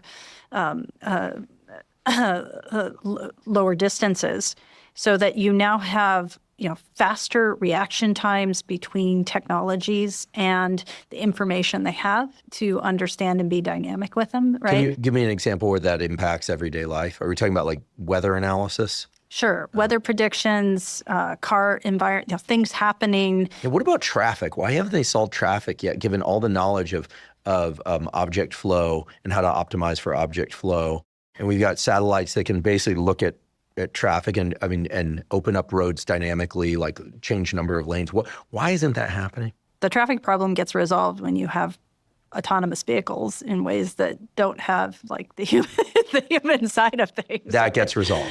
It does. Autonomous vehicles. Fully autonomous vehicles, you don't have traffic in the ways that you do with human behavior. That's reason alone to shift to autonomous vehicles. It is that injection from the human system that is interrupting all the models. I think the world right now, we think about wearables a lot. Wearables track us. You have smart mattresses, which are wonderful for understanding. So there's so much you learn from a smart mattress, and ways of also both measuring as well as intervening to optimize your sleep, which is the beauty. And it's this nice, incredible period of time where you can measure so many things. But, in our home, so I used the example of a thermostat, right? It's pretty, frankly, dumb about what my goals are or what I'm trying to do at that moment in time. But it doesn't have to be. And there are, there's a company, Passive Logic. I love them. They actually have, I think, some of the smartest digital twin HVAC systems. But, their sensors measure things like sound. They measure carbon dioxide, your CO2 levels. Like when we breathe, we give off CO2. So imagine. There's a dynamic mixture of acetone, isoprene, and carbon dioxide that's constantly exchanging when when I get stressed or when I'm feeling, happiness or suspense in my state. And that dynamic sort of cocktail mixture that's in my breath is both an indicator of my state, but it's also something that, it's just the spaces around me, have more information to contribute about how I'm feeling and can also be part of that solution in ways that I don't have to have things on my body, right? So I have sensors now that can measure CO2. You can watch my TED Talk. I have given examples. We brought people in when I was at Dolby and had them watching Free Solo, the Alex Honnold movie where they're climbing El Cap. Stressful. So carbon dioxide's heavier than air, so we could measure carbon dioxide from just tubes on the ground, and you could get the real-time differential of CO2 in there. And were they scared throughout? No, but I like to say we broadcast how we're feeling, right? And we do that wherever we are. And in this, you could look at the time series of carbon dioxide levels and be able to, know what was happening in the film or in the movie without actually having it annotated. You could tell where he summited, where he had to abandon his climb, where he hurt his ankle. Absolutely. There's another study, I forget who the authors are, and they've got different audiences watching Hunger Games. And, different days, different people, you can tell exactly where Katniss's dress catches on fire. And, it's like we really are sort of, it's like digital exhaust of how we're feeling. But, and our thermals, we, radiate the things we're feeling. I'm very bullish on the power of, our eye in representing our cognitive load, our stressors. Or our eye? Our eye, yes, like the diameter. Oh, our eye. Yes. Our eye. Sorry, literally our eyes. Yes. Our pupil size. Yes. Yeah. I, back when I was a physiologist, I always, I've worked with a lot of species understanding information processing internally in cells, but also then I would very often use pupillometry as an indicator of, perceptual engagement and experience. Yeah, bigger pupils mean more arousal, higher levels of alertness. Yeah, more arousal, cognitive load, or, obviously lighting changes. But the thing that's changing from, 20 years ago, 15 years ago, it was very expensive to track the kind of resolution and data to, leverage all of those autonomic nervous system, deterministic responses, because those ones are deterministic and not probabilistic, right? Those are the ones that it's like the body's reacting even if the brain doesn't say anything about it. Conscious detection. Yeah. And but today we can do that with we can do it right now with open source software on our laptops or our mobile devices, right? And every pair of smart glasses will be tracking this information when we wear them. So it becomes a channel of data. And, it may be an ambiguous signature in the sense that there's, changes in lighting, there's changes, am I aroused or am I... Those can be adjusted for, right? Like if you can literally take a measurement, wear eyeglasses that are measuring pupil size. The eyeglasses could have a sensor that detects levels of illumination in the room at the level of my eyes. It could measure how dynamic that is. And we just make that the denominator in a fraction, right? And then we just look at changes in pupil size as the numerator in that fraction, right? Yep. More or less. You just have to have other sensors. All you need to do is cancel. So as you walk from a shadowed area to a brighter area, sure, the pupil size changes, but then you can adjust for that change, right? You just like normalize for that. And you end up with an index of arousal. Right. Which is amazing. You could also use the index of illumination as a useful measure of, like, are you getting, compared to your vitamin D levels, to your levels of, maybe you need more illumination in order to get more arousal. Like, it could tell you all of this. It could literally say, hey, take a 5-minute walk outside to the left after work, and you will get your photon requirement for the day. This kind of thing, not just measuring steps. All of this stuff is possible now. I just don't know why it's not being integrated into single devices more quickly. because you'd love to also know that person's blood sugar instead of like drawing their blood, taking it down to the lab. Like you think about with the resident that's been up for 13 hours because that's the standard in the field, and they're making mistakes on a chart. It's like, I think at some point we're just going to go, I can't believe we used to do it that way. It's crazy. Yeah, no, and it's a lot of the consumer devices and just computation we can do from, whether it's cameras or Exhalant or, other data in our environments that tell us about our physical state in some of these situations that you're talking about. A lot of why isn't it happening? A lot of the reasons are simply the regulatory process is antiquated and not up to keeping up with the acceleration of innovation that's happening. Getting things through the FDA, even if they're, deemed, in the same ballpark and supposed to move fast, with the regulatory costs and processes is really high. And, you end up many years, down the road from when the capability and the data and technology actually, should have arisen to be used in a hospital or to be used in a place where you actually have that kind of appreciation for the data, and use. The consumer grade devices for tracking of data of our biological processes are on par and in many cases surpassed the medical grade devices. And that's because they just have, but then they will have to bill what they do and what they're tracking in some way that is consumer, is not making the medical claims to allow them to be able to be, continue to move forward in those spaces. But there's no question that that's a big part of what holds back the availability of a lot of these devices and capabilities. I'd like to take a quick break and acknowledge one of our sponsors, Function. Last year, I became a Function member after searching for the most comprehensive approach to lab testing. Function provides over 100 advanced lab tests that give you a key snapshot of your entire bodily health. This snapshot offers you with insights on your heart health, hormone health, immune functioning, nutrient levels, and much more. They've also recently added tests for toxins such as BPA exposure from harmful plastics and tests for PFASs or forever chemicals. Function not only provides testing of over 100 biomarkers key to your physical and mental health, but it also analyzes these results and provides insights from top doctors who are expert in the relevant areas. For example, in one of my first tests with Function, I learned that I had elevated levels of mercury in my blood.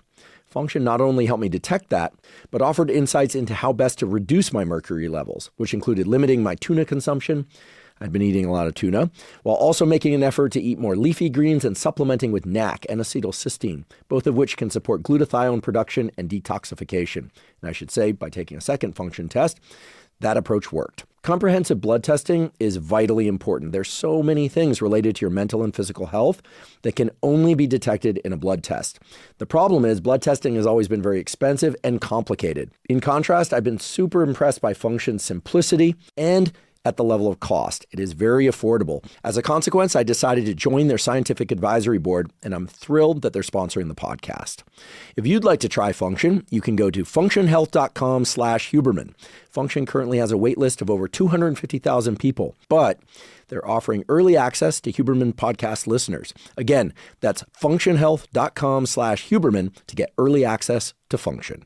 Okay, so I agree that we need more data, and that there are a lot of different sensors out there that can measure blood glucose and sleep and temperature and breathing, all sorts of things, which raises the question of, are we going to need tons of sensors? I mean, are we going to be just wrapped in sensors as clothing? Are we going to be wearing 12 watches? What's this going to look like? I'm an advocate for fewer things on, not having all this stuff on our bodies. There's so much we can get out of the computer vision side, from how, the cameras in our spaces and how they're supporting us in our rooms, the sensors I brought up HVAC systems earlier. So now you've got effectively a digital twin that's and sensors that are tracking my metabolic rates just in my space. They're tracking carbon dioxide. They're tracking sound. You're getting context because of that. You're getting intelligence, and now you're able to start having more information from, what's happening in my environment. The same is true in my vehicle. You can tell whether I'm stressed or how I'm feeling just by the posture I have it sitting in my car, right? And you need AI. This is AI interpretation of data. But what's driving that posture might be coming from also an understanding of what else is happening in that environment. So it's suddenly this with contextual intelligence, AI-driven understanding of what's happening in that space that's driving, the state of me, and how do I keep leaning to the side because I'm thinking about, the way I move and sit is, it's a proxy for what's actually happening inside me.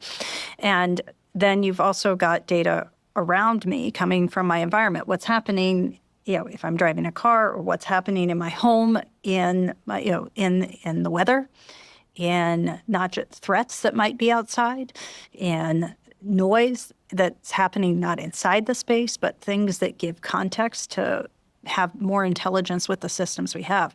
So I'm a huge believer in we aren't anywhere until we have integration of those systems between the body, the local environment, and the external environment. And we're finally at a place where AI can help us start integrating that data. In terms of wearables, though, so obviously some of the big companies, we've got the watch we have on our hand has a lot of information that is very relevant to our bodies. The devices we put in our ears, you may not realize, but a dime-sized patch in your concha we can know heart rate, blood oxygen level, because of the electrical signature that your eye produces when it moves back and forth. We can know what you're looking at just from measuring a signature, measuring your electrooculogram in your ear. We can measure EEG, electroencephalograms. You can also get eye movements out of electroencephalograms, but you can get attention. You can know what people are attending to based on signatures in their ear. So our earbuds, that become sort of a window to our state. And you've got a number of companies working on that right now.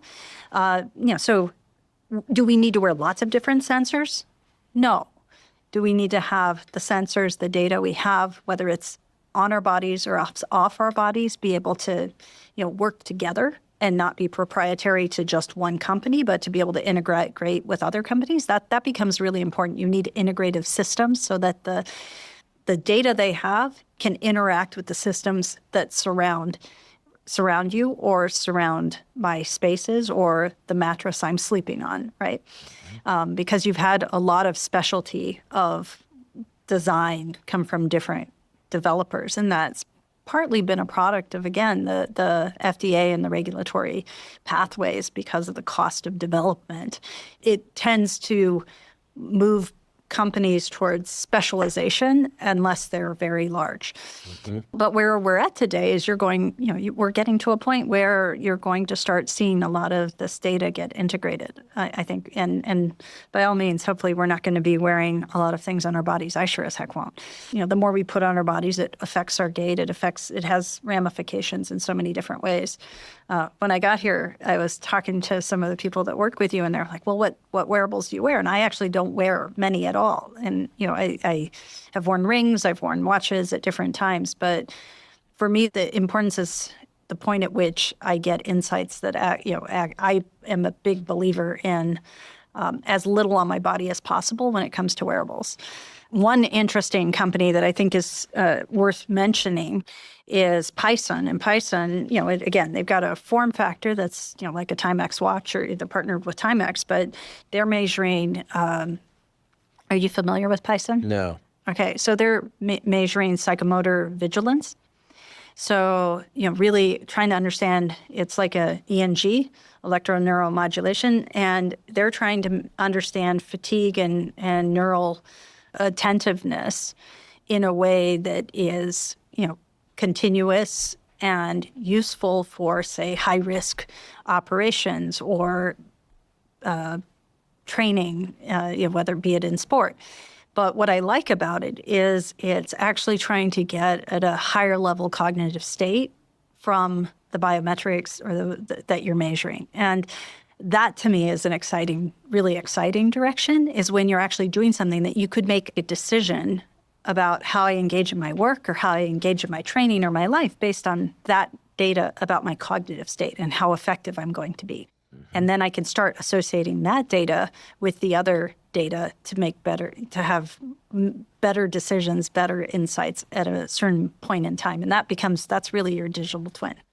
It's interesting. Earlier you said you don't like the word gamification, but one thing that I think has really been effective in the sleep space has been this notion of a sleep score, where people aspire to get a high sleep score. And if they don't see that as a disparagement of them, but rather that they need to adjust their behavior. So it's not like, oh, I'm a terrible sleeper and I'll never be a good sleeper. It gives them something to aspire to on a night-by-night basis. Yes. And I feel like that's been pretty effective. When I say gamification, I don't necessarily mean competitive with others, but I mean encouraging of oneself, right? So I could imagine this showing up in other domains too, for wakeful states. Like, I had very few highly distracted, work bouts or something like that. Like, I'd love to know at the end of my day, I had 3 really solid work bouts of an hour each at least. That would feel good. It was like, oh, that was a day well spent, even if, I didn't accomplish what I wanted to in its entirety. Like, I put in some really good solid work. Right now, it's all very subjective. We know that gamification of steps was very effective as a public messaging, 10,000 steps a day. We now know you want to get somewhere exceeding 7,000 as the threshold. But if you think about it, we could have just as easily said, hey, you want to walk at a reasonable pace for you for 30 minutes per day. But somehow the counting steps thing was more effective, because people I know who are not fanatic about exercise at all will tell me, I make sure I get my 11,000 steps per day.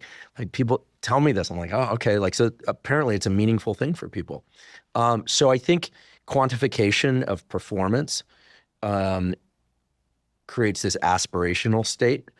So I think that can be very useful. Data and understanding the quantification that you're working towards is really important. Those are, summary statistics effectively that maybe they're good on some level to aim for. If it means that people move more, all for it, right? And it's something that if I didn't move as much before and I didn't get up and I didn't do something, then, and this is making me do it, that's awesome, or that's great. But it's also great when now through like a computer vision app, I can understand it's not just 10,000 steps, but maybe there's a small battery of things I'm trying to perform against that are helping shape me neurally with the feedback and the targets that I'm getting, so that there's more nuance towards achieving the goal I'm aiming for, which is what I'm all about from a neuroplasticity perspective. So I just don't like the word gamification. I believe everything should be fun, or everything training can be fun and gamified in some ways. Again, like, my life has been predominantly in industry, but I've always, I love teaching, and I've always been at Stanford to, really. There I try to, it's how do I use technology and merge it with the human system in a way that does help optimize learning and training in a way that is from a sort of neural circuit first perspective. How do we think about the neural system and use, this more enjoyable, understandable target to engage with it? One of my favorite examples, though, is there was a period, it was right around 2018, 2020, and from 2018 to 2020 into the pandemic, where, there became, the students, I noticed, had a much more,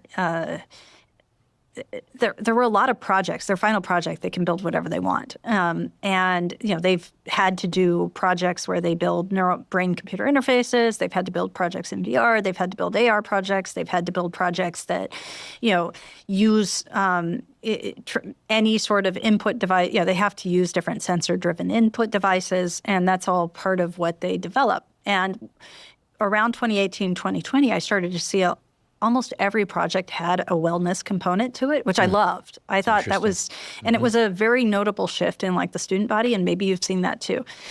But I still got this, like one of my favorite games to date was this VR game where I'm, in a morgue. I wake up, I've got to solve an escape room. I've got zombies that are coming out of me and they're climbing out of the morgue and they're getting closer and there's people breathing on my neck and they're like, and everything. And it's a wellness app. Go figure. It was their idea of, look, this is what I feel like. I've got to, because I'm also measuring my breath and heart rate. And I've got to keep those biological signatures, like everything about how the zombies in solving my escape room problems, they're going to get closer to me if my breath rate goes up, if my heart rate goes up. I've got to keep... So it was about stress control, basically. Exactly, yes. But it was in that environment and it was, realized for them how they felt. But yeah, and you can do it in much simpler ways. But at least I'm a huge fan of how do we use the right quantification to develop the right habits, the right skills, the right acuity or resolution in a domain we might not, or an area where we might not be able to break it into the pieces we need, but it's going to help us get there because my brain actually needs to now learn to understand that different, that sophistication. Yeah, it's clear to me that in the health space, giving people information that scares them is great for getting them to not do things, but it's very difficult to scare people into doing the right things. You need to incentivize people to do the right things by making it engaging and fun and quantifiable. And, I like the example of the zombie game. Okay, so fortunately, we won't have to wear dozens of sensors. They'll be more integrated over time. I'm happy to walk through a cheat sheet later after, for building out like a computer vision app if for quantifying some of these more personalized domain related things that people might want to do. That would be useful. awesome. Yeah, and then we can post a link to it in the show note captions because Sounds I think good. that the example you gave of creating an app that can analyze swimming performance, running gait, focused work bouts. I think that's really intriguing to a lot of people, but I think there's at least for me, there's a gap there between hearing about it, thinking it's really cool, and how to implement. So I'd certainly appreciate it. I know the audience would too. I mean, just and that's very generous of you. Thank you. Yes, absolutely. And we're in an era where all you hear about is AI and AI tools. And there are tools that absolutely accelerate our capabilities as humans. But, we gave the examples of talking about some of the LLMs. I mean, I sat next to we went to Cal. I was at a film premiere and I was sitting next to a few students who happened to be from Berkeley. And they said to me, they were computer science students and double engineering. And one of them, when he knew what I talk about or care about, he's like, I'm really worried my peer group, like my peers can't start a paper without ChatGPT.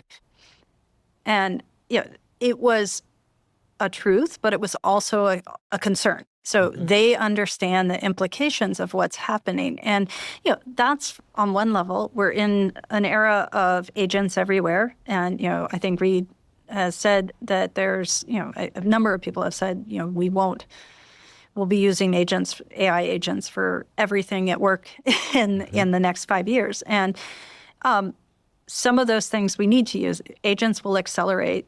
They will accelerate capability. They will accelerate short-term revenue, but they also will diminish workforce cognitive skill. And as a user of agents in any environment, as an owner of companies employing agents, you have to think hard about what the near-term and long-term ramifications. Doesn't mean you don't use your agents in places where you need to, but you need to, without the germane cognitive load, there is a different dependence now that you have to have down the road, but also you have to think about how do you engage with the right competence to keep your humans that are engaged with developing their cognitive skills and their germane their mental schemas to be able to support your systems down the road. Let's talk more about digital twins. Sure. I don't think this concept has really landed squarely in people's minds as like a specific thing. I think people hear AI, they know what AI is more or less. They hear about a smartphone, they obviously know what a smartphone is. Everyone uses one, it seems. But What is a digital twin? I think when people hear the word twin, they think it's a twin of us. Earlier, you pointed out that's not necessarily the case. It can be a useful tool for some area of our life, but it's not a replica of us, correct? Not at all in the ways that I think are most relevant. Maybe, there are some, side cases that think about that. And so, first, two things to think about. One, when I talk about digital twins to companies and such, I like to frame it on how it's being used, how the immediacy of the data from the digital twin. So let's go back 50 years. An example of a digital twin that we still use, air traffic controllers. When an air traffic controller sits down and looks at a screen, they're not looking at a spreadsheet. They're looking at a digitization of information about physical objects that is meant to give them fast reaction times, make them understand the landscape as effectively as possible. We would call that situational awareness. I've got to take in data about the environment around me, and I've got to be able to action on it as rapidly, as quickly as possible to make the right decisions that mitigate any potential, things that are determined to be problems or risks, right? And so that's what you're trying to engage a human system. The visualization of that data is important, or it doesn't have to be visualization, the interpretation of it, right? And it's not the raw data. It's how is that data, represented? You want the key information in a way that the salient, most important information, in this case, about planes is able to be acted on by that human or even autonomous system, right? Could you give me an example where in a more typical home environment? We're both into reefing. And, I built an aquacultured reef in my kitchen, partly because I have a child and I wanted her to understand. I love it myself, so don't get that wrong. It wasn't just ultra, but to understand sort of the fragility of the ecosystems that happen in the ocean and things we need to worry about, care about, and all. And, initially when I started, and maybe, this is not something you encountered, but when you build a reef or a reef tank and do saltwater fish, you're a couple of things. You're doing chemical measurements by hand, usually, weekly, biweekly. There's a whole, 10 different chemicals that you're measuring, and I would have my daughter doing that so that she would do the science part of it. And you're trying to, the ranges, the tolerances you have, and you're also observing this ecosystem and looking for problems. And by the time you see a problem, you're reacting to that problem. And I can tell you, it was very unsuccessful. I mean, there's lots of error and noise in human measurements. You don't have the right resolution of measurements. When resolution, I mean, I'm every few days is not enough to track a problem. You also have the issue of, you're reactive instead of being proactive. It's just you're not sensing things that the point at which it's visible to you, it's probably too late to do anything about it. So if you look at my fish tank right now or my reef tank right now, I have a number of digital sensors in it. I have dashboards. I can track a huge chemical assay that is tracked in real time so that I can go back and look at the data. I can understand, I can see, there was a water change there, or the roadie tank, I can tell what's happening by looking at the data. I have, and this, you've got the spectrum of your lights is on a cycle of effect that's representative of the environment that the corals you're aquaculturing would, that their systems, their deterministic systems are looking for, right? And so you've built this ecosystem that when I look at my dashboards, I have a digital twin of that system. And my tank is very stable. My tank knows what's wrong, what's happening. I can look at the data and understand that an event happened somewhere that could have been mitigated, or I can understand that something's wrong quickly before it even shows up. It's amazing. I mean, I think for people who aren't into reefing, yes. It might ask, I know people multiple people in my life are soon to have kids. Most everybody nowadays has a camera on the sleeping environment of their kids, so that if their kid wakes up in the middle of the night, they can see it, they can hear it.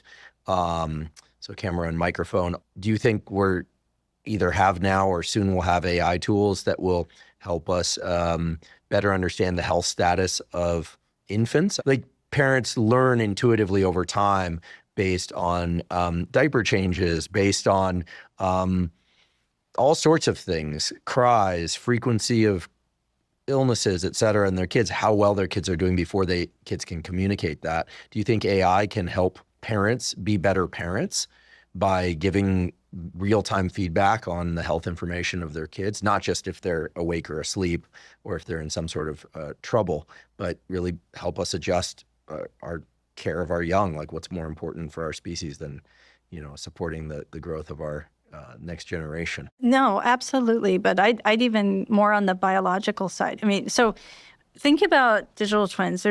And I'll get to babies in a moment, but just if you've ever bought a plane ticket, which any of us have today, that's a very sophisticated digital twin. Not the air traffic controllers looking at planes, but the pricing models for what data is going into driving that price in real time, right? You might be trying to buy a ticket and you go back an hour later or half hour later and it's like double, or maybe it's gone up. And that's because it's using constant data from environments, from things happening in the world, from geopolitical issues, from things happening in the market that's driving that price. And that is very much an AI-driven digital twin that's driving, the sort of value of that ticket. And so there are places where we use digital twins. So that would be sort of the example of something that's affecting our lives, but we don't think about it as a digital twin, but it is a digital twin. Mm-hmm. And then you think about a different example where you've got a whole sandbox model. The NFL might have a digital twin of every player that's in the NFL, right? They know the data, they're tracking that information, they know how people are going to perform many times. What do they care about? They want to anticipate if someone might be, high risk for an injury so that they, can mitigate it. They're using those kind of data? Absolutely, yeah. Interesting. And I think the word twin is the misleading part. I feel like digital twin, soon that nomenclature needs to be replaced, because people hear twin, they think a duplicate of yourself. Yes.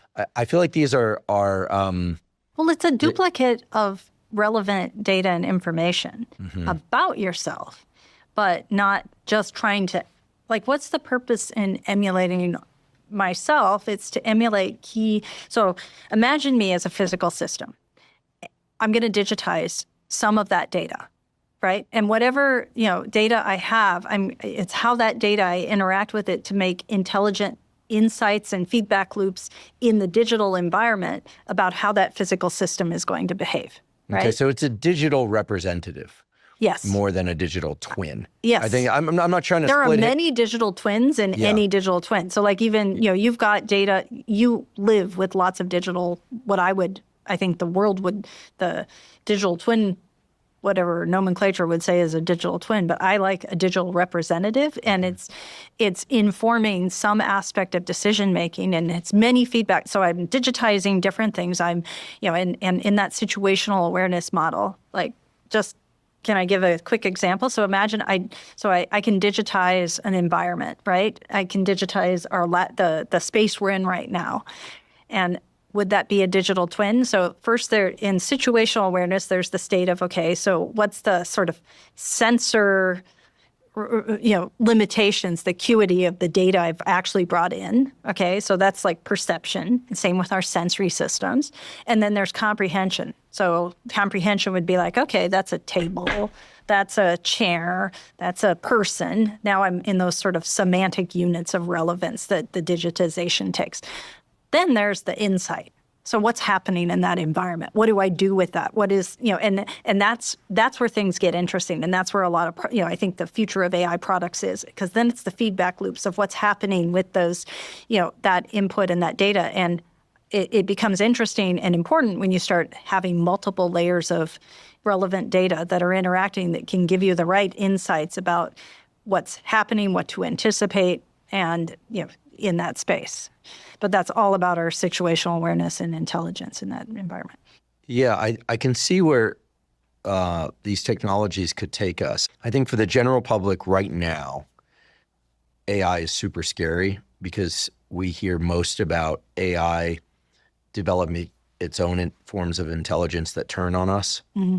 I think people are gradually getting on board the idea that AI can be very useful. We have digital representatives already out there for us in these different domains. Absolutely. And I think being able to customize them for our unique challenges and our unique goals is really what's most exciting to me. I love that because, I think what I was trying to say is exactly what you said. Look, they are out there, and these are effectively digital twins. Every company that's you're interacting with social media has effectively a digital twin of you in some place. It's not to emulate your body, but it's to emulate your behaviors. So to, in those spaces, or you're using tools that are have digital twins for things you do in your daily life. So the question is, how do we harness that for our success, for individual success, for understanding and agency of what that can mean for you? If the NFL is using it for a player, you can use it as an athlete, meaning as an athlete at any level, right? And it's that digitization of information that can feed you. For my baby, you can better understand a great deal about how they're successful or what isn't successful about them. And, some of it, not your baby's always successful, I don't want to say, but what is maybe not, working well for them, the things that, but I would tend to say the exciting places about digital twins come in, and really once you start integrating the data from different places that tell us about the success of our systems, and those are anchored with actual successes, right? I think you used an example of your mattress and sleep, or even like one I liked was I had 3 good, very focused work sessions. You may have used different words, Andy, but the idea is, okay, you've had those, but it's when you can correlate it with other systems and other outputs that it becomes powerful. That's the way a digital representative or a digital twin becomes more useful, is thinking about not, the resolution of the data, where the data source, where the data is coming from, meaning whether is it biometric data, is it environmental data, is it the context of the state of what else was happening during those work sessions, and how is that something that I don't have to think about, but AI can help me understand where I'm successful and what else drove that success or what drove that state. Because it's not just my success, it's intelligence. I like to call it situational intelligence, is sort of the overarching goal that we want to have. And that involves, my body and systems having situational awareness, but it's really, a lot of integration of data that, AI is very powerful for thinking about how does it optimize and give us the insights. It doesn't have to just have systems behave, but it can give us the insights of how effectively we can act in those environments. Yeah, I think of AI as being able to see what we can't see. Yes. So for instance, if I had some sort of AI representative that paid attention to my work environment and to my ability to focus as I'm trying to do focused work, and it turned out, obviously I'm making this up, but it turned out that every time my my air conditioner clicked over to silent or back to on, that it would break my focus for the next 10 minutes. Yes. And I wasn't aware of that. And by the way, this, for people listening, this is entirely plausible because so many of our states of mind are triggered by cues that we're just fundamentally unaware of. Or that it's always at the 35-minute mark that my eyes start to have to reread words or lines because somehow my attention is drifting, or that it's paragraphs of longer than a certain length. It's a near infinite space for us to explore on our own, but for AI to explore it, it's straightforward. Right. And so it can see through our cognitive blind spots and our functional blind spots. I think of where people pay a lot of money right now to get information to get around their blind spots are things like when you have a pain and you don't know what it is, you go to this thing called a doctor. Or when you have a problem and you don't know how to sort it out, you might talk to a therapist, right? People pay a lot of money for that. I'm not saying AI should replace all of that, but I do think AI can see things that we can't see. 2 examples to your point, which I love. The reading, potentially there's a point at which you're experiencing fatigue and you want to, ideally, much like the fish tank, you want to be not reactive, you want to be proactive. You want to mitigate it, stop, or you could have your devices can have that integration of data and respond to give you feedback when either your mental acuity, your vigilance, or your just effectiveness has waned, right?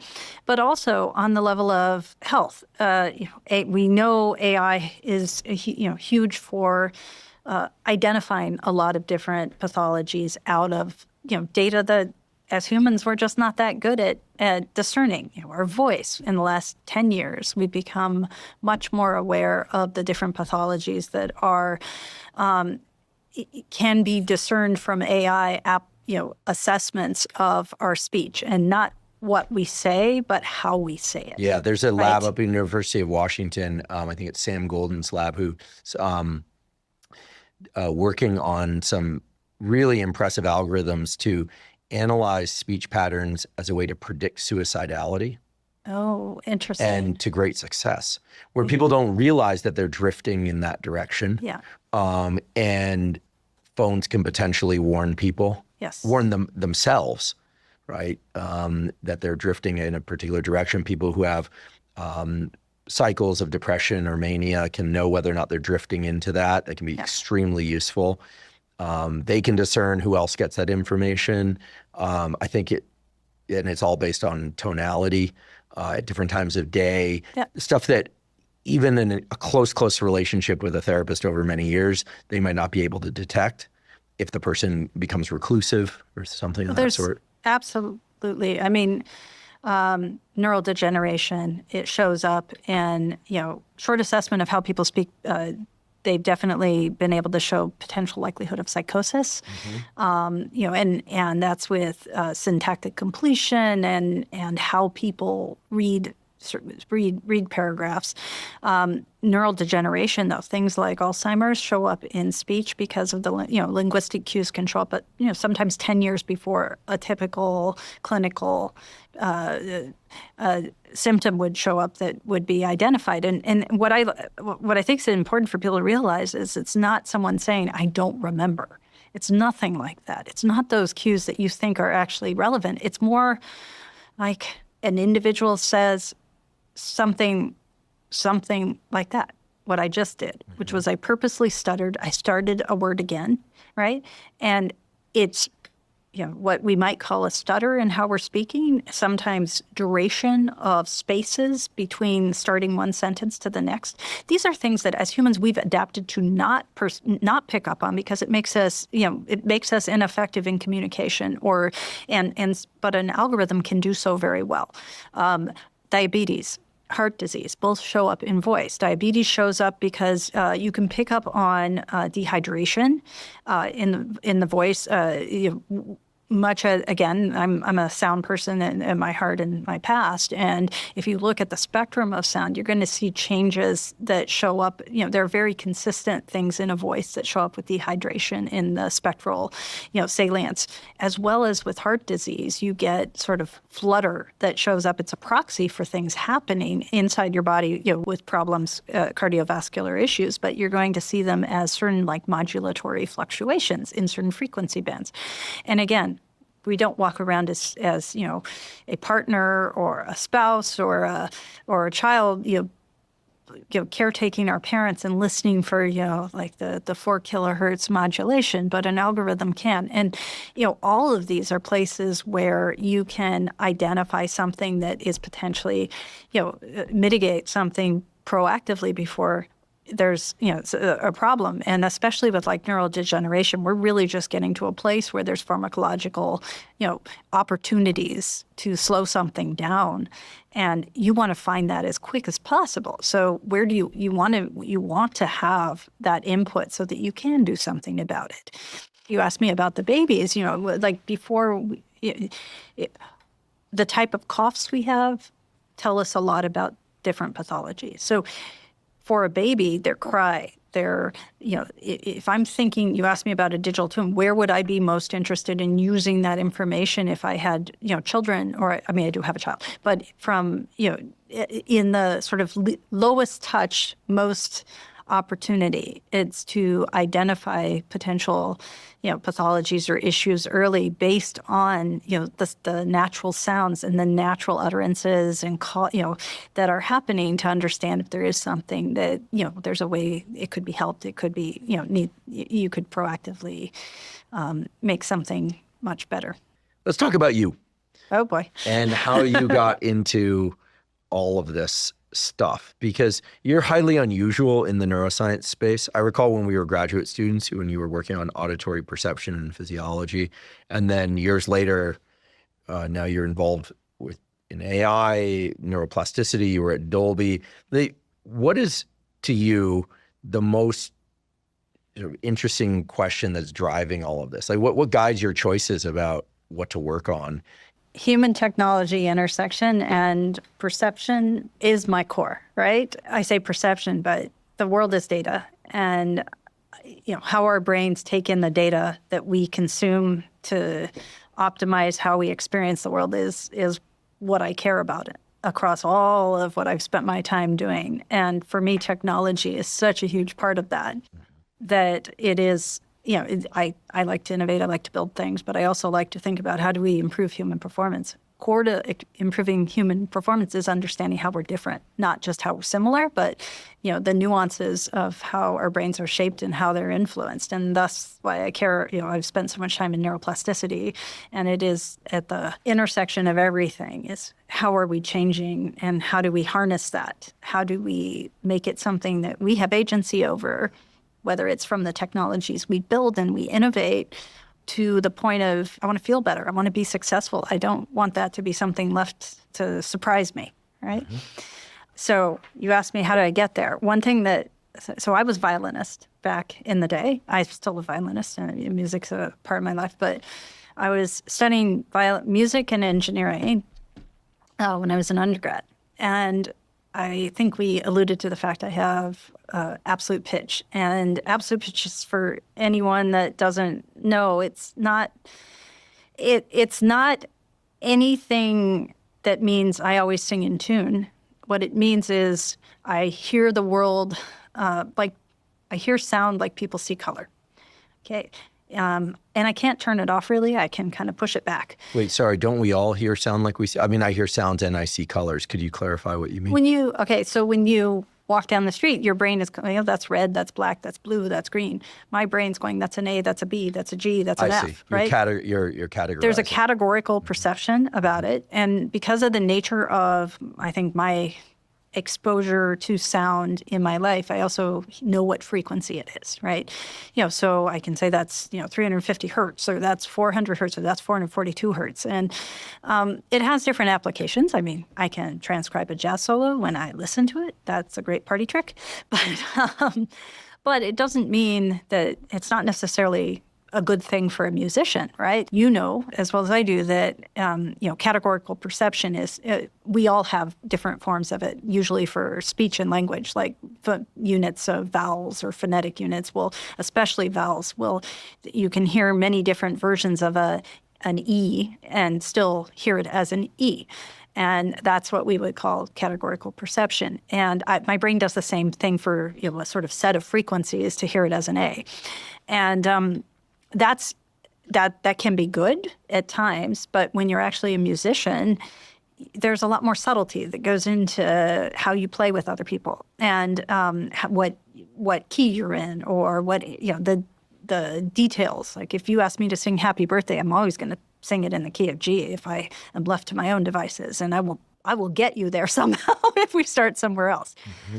So what happened to me when I was in music school, when I was in conservatory and also engineering school is I was taking two things happened. I knew that I had to override my brain because it was not allowing me the subtlety I wanted to play my Shostakovich or play my chamber music in the ways that were, I was having to work too hard to override what, these sort of categories of sounds I was hearing. So I started playing early music, Baroque music. For anyone, I think I said earlier, A is a social construct. Today, we typically, as a standard, A is 440 hertz. If you go back to like the 1700s, A was 415 hertz in the Baroque era. And 415 hertz is effectively a G sharp. So it's the difference between ah and ah, okay? And what would happen to me when I was trying to override this is I was playing in an early music ensemble, and I would tune my violin up, and I would see A on the page, and I'd hear G sharp in my brain. And it was completely... I was terrible. I was like always, it was really hard for my brain to override. And I mean, brass and wind players do this all the time. It's like transposition, and they modulate to the key that they're in, and their brains have evolved, through their training and neuroplasticity to be able to not have the same sort of experience I had. Anyhow, long story long, I was also taking a neuroscience course. In this neuroscience course, we were reading papers about sort of different map making and neuroplasticity. And I read this paper by a professor at Stanford named Eric Knudsen. And Eric Knudsen did these amazing, he did a lot of seminal work for how we understand the auditory pathways, as well as how we form multisensory objects and the way the brain integrates cells data from across our modalities, meaning sight and sound. But in this paper, what he was doing was he had identified cells in the brain that optimally responded. Their receptive fields, receptive field being that sort of like in all of that giant data set of the world, it's that, it's the set of data that optimally causes that cell to respond. And for these cells, they cared about a particular location in auditory and visual space, which, frankly, for mammals, we don't have the same sort of like cells because we can move our eyes back and forth in our sockets, unlike owls. And he studied owls. And owls have a very hardwired map of auditory visual space. On the other hand, if I hear click off to my right, I turn my head to the right. You turn your head. It triggers a different, vestibular ocular response that moves, all of that, yes. But in this case, he had these beautiful hardwired maps of auditory visual space. And then he would rear and raise these owls with prism glasses that effectively shifted their visual system by 15 degrees.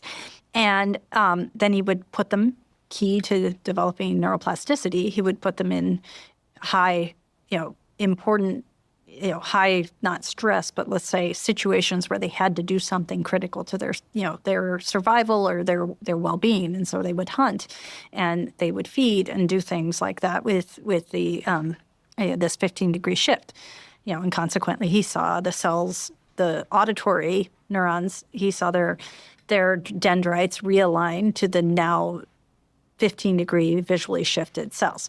And it was this realization that they developed a secondary map that was now aligned with the 15-degree shift of the prism glasses, as well as their original map was super interesting for understanding how our brains integrate data and the feedback and neuroplasticity. So I go back to my Baroque violin where I'm always out of tune, and I'm tuning up my Baroque violin, and I realized I had developed absolute pitch at A415. So I developed a secondary absolute pitch map. And then I would go play Shostakovich right after at A440, and I had that map. And I have nothing in between, but I could modulate between the two. And that's like the point at which I said, I think I just, my brain is a little weird, and I just did something that I need to go better understand. So that's how I ended up here as a neuroscientist. I know Eric's work really well. Our labs were next door. Yes, our offices were next door. He's retired now, but he knows. I told him the story. he's wonderful. I think one of my favorite things about those studies, I think people will find interesting, is that if an animal, human or owl, has a displacement in the world, something's different, something changes and you need to adjust to it. It could be like new information coming to you that you need to learn in order to perform your sport correctly, or to perform well in class, or an emotionally challenging situation that you need to adjust to. All of that can happen, but it happens much, much faster if your life depends on it. Yes. And we kind of intuitively know this, but one of my favorite things about his work is where he said, okay, well, yeah, these owls can adjust to the prism shift. Their maps in the brain can change, but they sure as heck form much faster if you say, hey, in order to eat, in other words, in order to survive, these maps have to change.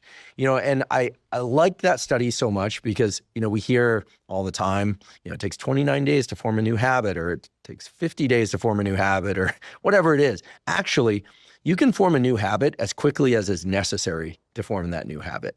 And so the limits on neuroplasticity are really set by how critical it is. Yeah. And, of course, if you put a gun to my head right now and you said, okay, remap your auditory world. I mean, there are limits at the other end too. I mean, I can't do that quickly, but I think it's a reminder to me anyway, and thank you for bringing up Eric's work. It's a reminder to me that neuroplasticity is always in reach. If the incentives are high enough, we can do it. Yeah.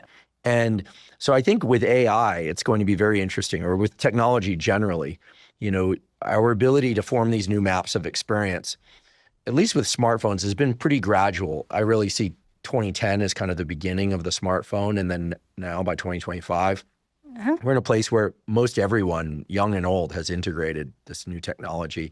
I think AI is coming at us very fast, and it's unclear what form it's coming at us and where. And as you said, it's already here. And I think we will adapt for sure. We'll form the necessary maps. I think being very conscious of which maps are changing is so key. I mean, I think we're still doing a lot of cleanup of the kind of detrimental aspects of smartphones. Well, short wavelength light late at night, being in contact with so many people all the time, maybe not so good. I mean, I think what scares people, certainly me, is the idea that, we're going to be doing a lot of error correction over the next 30 years because we're going so fast with technology, because maps can change really, really fast. Well, they do change.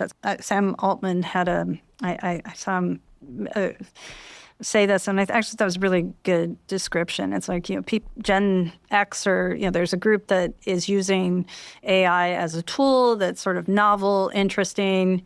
Then you've got a different millennials are using it as, a search algorithm, and maybe that's even Gen X, but, it's a little more deeply integrated. But then you go back, to younger generations, and it's an operating system, and it already is. And that has major changes in neural structure for how, not just, maps, but also neural processes for how we deal with information, how we learn. The idea that we are very plastic under pressure, absolutely.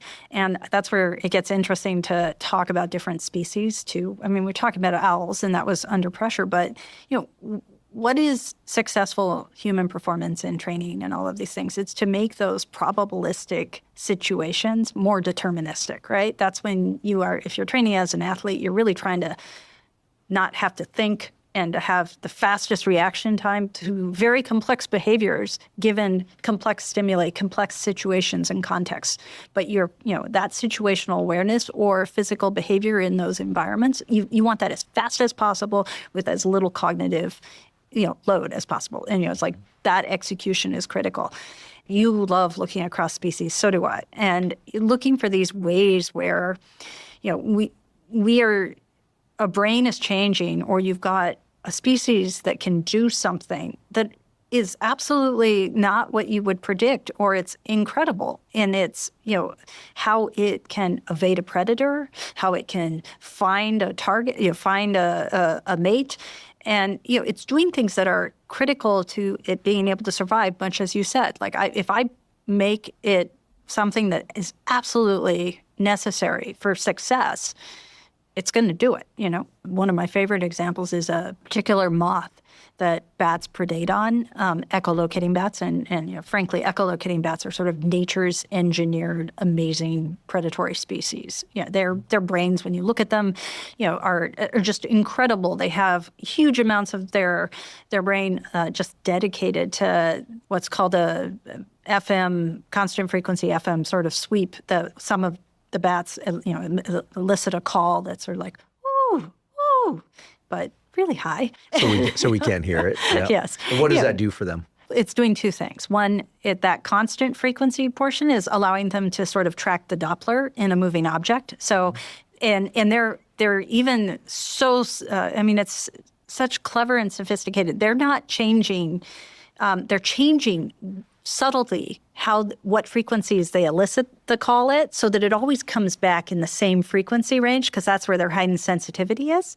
So otherwise, so they're modifying their vocal cords to make sure that the call comes back in the same range, and then they're tracking how much they've had to modify the call. Just so that people are on board.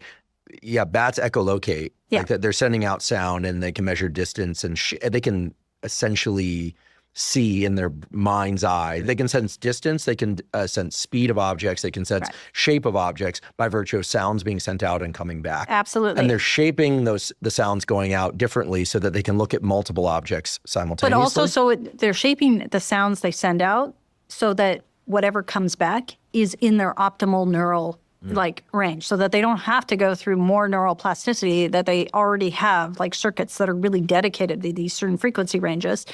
And so they send it out, and then they're keeping track of the deltas. They're keeping track of how much they've had to change it. And that's what's tells them the speed. So that constant frequency is a lot like, the ambulance sound going by. That's the compression of sound waves that you hear as a woo when things move past you at speed. That's the Doppler effect. And then it has usually a really fast FM frequency modulated sweep. And that lets me take kind of an imprint of, so one's telling me the speed of the object, another one's telling me sort of what the surface structure looks like, right? That FM sweep lets me get, a sonic imprint of what's there, so I can tell topography. I can tell if there's a moth on a hard surface, right? So what's beautiful about other species is you've got a little moth and you've got nature's predatory marvel. And 80% of the time that moth gets away. How? Multiple things. I call it almost an acoustic arms race that's happening between the two, and there's a lot of acoustic subterfuge between the moth. But there's also beautiful deterministic responses that they have. And so first, deterministic behaviors, again, be it an athlete, be it effectiveness, being fast, quick in making good decisions that get you the right answer are always important. So, moths have just a few neurons. When that echolocating bat is flying, at a certain point, when those neurons start firing, they will start, they'll start flying in more of a random pattern. You'll see the same thing with seals when there are great white sharks around, right? It's decreasing the probability that, it's easy for them to continue to track you. So they'll fly in a random pattern, and then when their neurons saturate, those calls get close enough, the moth will drop to the ground, with the idea that, assuming we don't live in cities, in a natural world, the ground is, wheat, grass. It's a difficult environment for an echolocating bat to locate you, right? So that is just a deterministic behavior that will happen regardless. But then the interesting part is their body is reflecting meta-reflectors effectively, so that the bat may put out its call and it deflects the energy of the call away from its body. So you're deflecting it away from critical areas. And this is all like happening, and that's the changes in the physical body are interesting, but then it's the behavioral differences, they're really key, right? It's how fast does that moth react? If it has to question, or if it were cognitively responsive instead of being deterministic in its behavior, it wouldn't escape, right? But it gets away.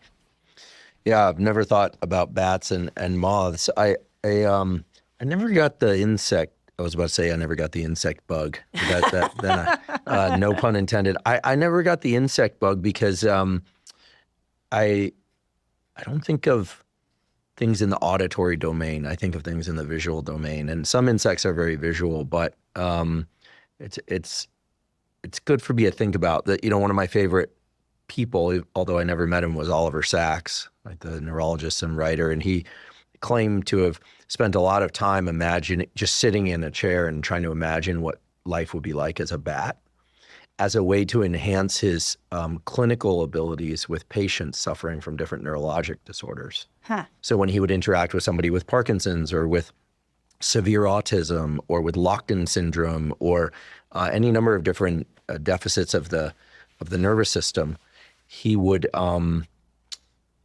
felt that he could go into their mind a bit to understand what their experience was like. He could empathize with them, and that would make him more effective at treating them. And he certainly was very effective at storing out their experience in ways that brought about a lot of compassion and understanding. Like, he never presented a neural condition in a way that made you feel sorry for the person. It was always the opposite. And I should point out, I'm not trying to be politically correct here, but when I say autistic, I meant the patients he worked with were severely autistic to the point of, never being able to take care of themselves. We're not talking about along a spectrum. We're talking about the far end of the spectrum of needing assisted living their entire lives and being sensory, from a sensory standpoint, extremely sensitive, couldn't go out in public, that kind of thing. We're not talking about people that are functioning with autism. So apparently thinking in the auditory domain was useful for him, so I should probably do that. So I have one final question for you, which is, it's really two questions. First question, why did you sing to spiders? And second, what does that tell us about spider webs? Because I confess I know the answers to these questions, but I was absolutely blown away to learn what spider webs are actually for. And you singing to spiders reveals what they're for. So why did you sing to spiders? Two things. And you can watch me sing to a spider on a TED Talk I gave a few years ago. We'll put a link to it. Okay. And so maybe this comes back to, I have absolute pitch, so I know what frequencies I'm singing. But I also recognize by having absolute pitch, I know my brain is just a little different. Again, what you asked me, what threads drive me, it's always been, we do experience the world differently. And I believe that our success, everyone's success, and the success of our growth as humans is partly dependent on how we use technology to help, improve and optimize each of us with, the different variables we need, right?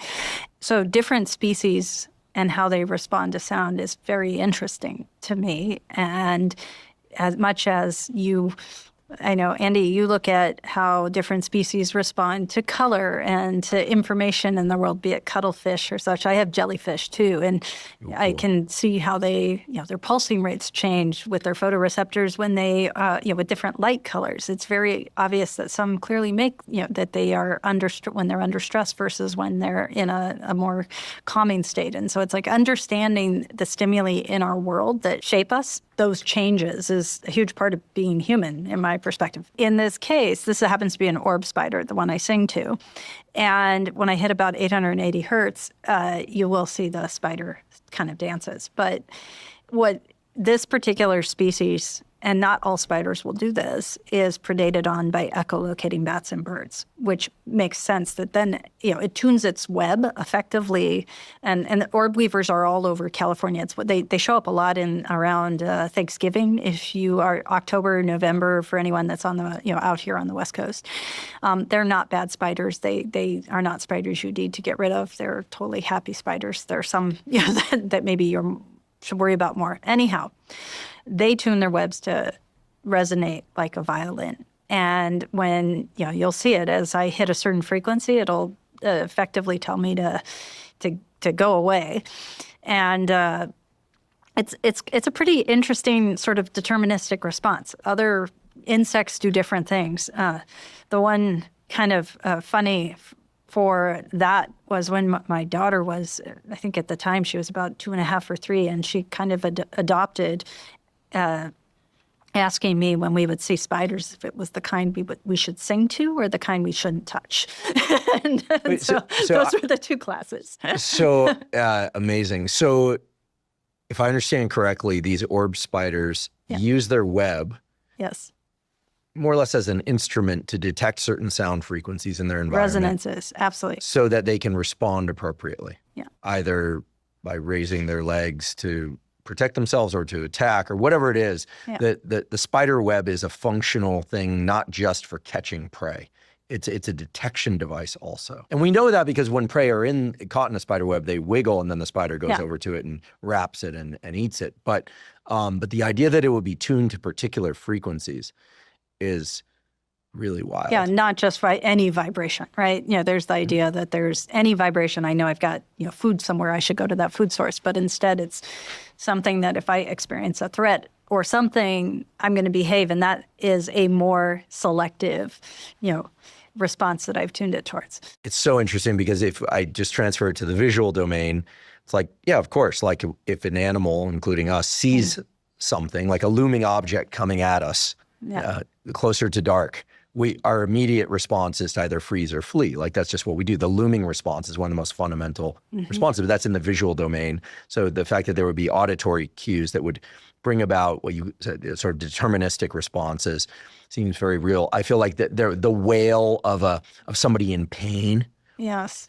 Evokes a certain response. Yesterday there was a lot of noise outside my window at night, and there was a moment where I couldn't tell were these shouts of glee or shouts of fear.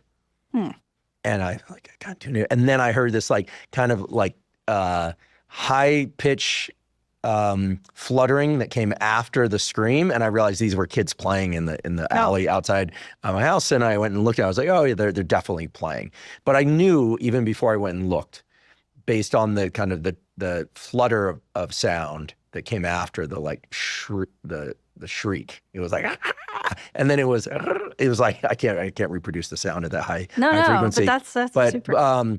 So the idea that this would be true all the time is super interesting. We just don't tend to focus just on our hearing unless, of course, somebody's blind, in which case they have to rely on it much more. So two interesting things to go with that. So like crickets, for example. Crickets have bimodal neurons that have sort of peaks in two different frequency ranges for the same neuron. And each frequency range will elicit a completely different behavior to when. So you've got a peak at 6K and you've got a peak at 40K. And a cricket, and this is the same neuron. Cricket hears 40K from a speaker, run over to it because that's got to be my bait or some, and you hear 40K and they run away. And, it's very predictive behavior. I spent I spent a good period of time working with non-human primate species, marmosets. Marmosets are very interesting when you get to a more a more sophisticated neural system. But marmosets are very social. It's critical to their happiness. If you ever see a single marmoset in the zoo or something, that's a very unhappy animal. But they're native to the Amazon, New World monkeys, native to Brazil and the Amazon, but they're arboreal. They live in trees, and they're very social. So that kind of can, be in conflict with each other because you're, in dense foliage, but yet you need to communicate. So they've evolved very interesting systems to be able to, achieve what they needed to, which if you ever see marmosets, they're very stoic, unlike macaque monkeys that, often have a lot of visual, expression of how they're feeling. Marmosets always look about the same. And, but their vocalizations are almost like birdsong. And they're very rich in the information that they're, communicating. They also have a pheromonal system. Like, that you can have a dominant female in the colony who may not be, because you have to have ways of communicating. When one sense is compromised, the other senses sort of rise up to help assure that the success of what that that species or system needs is going to be, thrive. And in the case of marmosets, you can have the dominant female effectively causes the ovulation of, the biology to change of all the other females.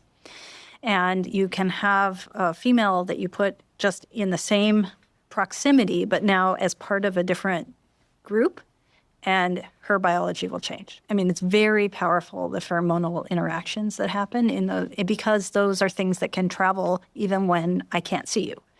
One thing when I was working with them, that I thought was, and I like writing patents more than publishing papers. So, but these things are real because I was studying pupillometry is understanding the power of their saccades. I could know what they were hearing based on their eye movements, right? So if I play, marmosets have, some of their calls are really antiphonal. They're to see, hey, are you out there?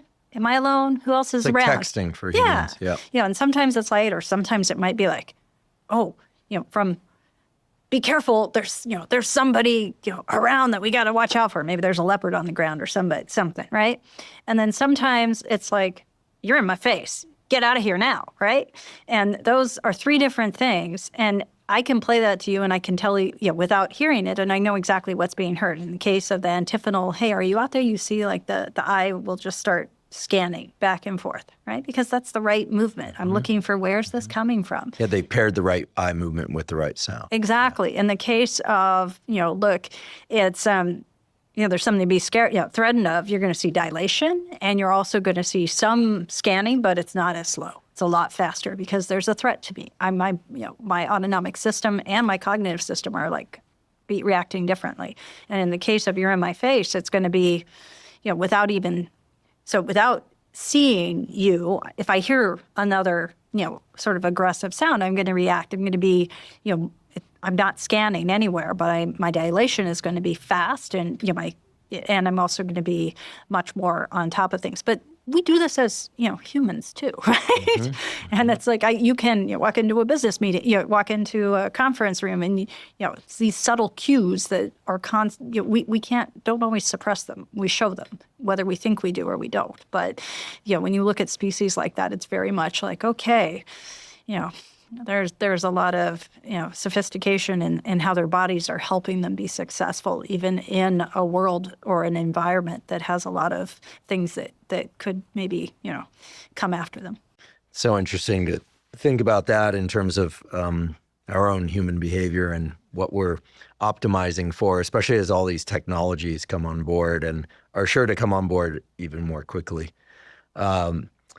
Poppy, thank you so much for coming here today to educate us about what you've done, what's here now, what's to come. We covered a lot of different territories, and I'm glad we did because you have expertise in a lot of areas, and I love that you are constantly thinking about technology development. And I drew a little diagram for myself that I'll just describe for people because if I understood correctly, one of the reasons you got into neuroscience and research at all is about this interface between inputs and us. And what sits in between those two things is this incredible feature of our nervous systems, which is neuroplasticity, or what I sometimes like to refer to as self-directed plasticity, because unlike other species, we can decide what we want to change and make the effort to adopt a second map of the auditory world or visual world, or take on a new set of learnings in any domain. And we can do it. If we put our mind to it, if the incentives are high enough, we can do it. And at the same time, neuroplasticity is always occurring based on the things we're bombarded with, new technology. So we have to be aware of how we are changing, and we need to intervene at times and leverage those things for our health. So thank you so much for doing the work that you do. Thank you for coming here to educate us on them, and keep us posted. We'll provide links to you singing to spiders and all the rest. My mind's blown. Thank you so much.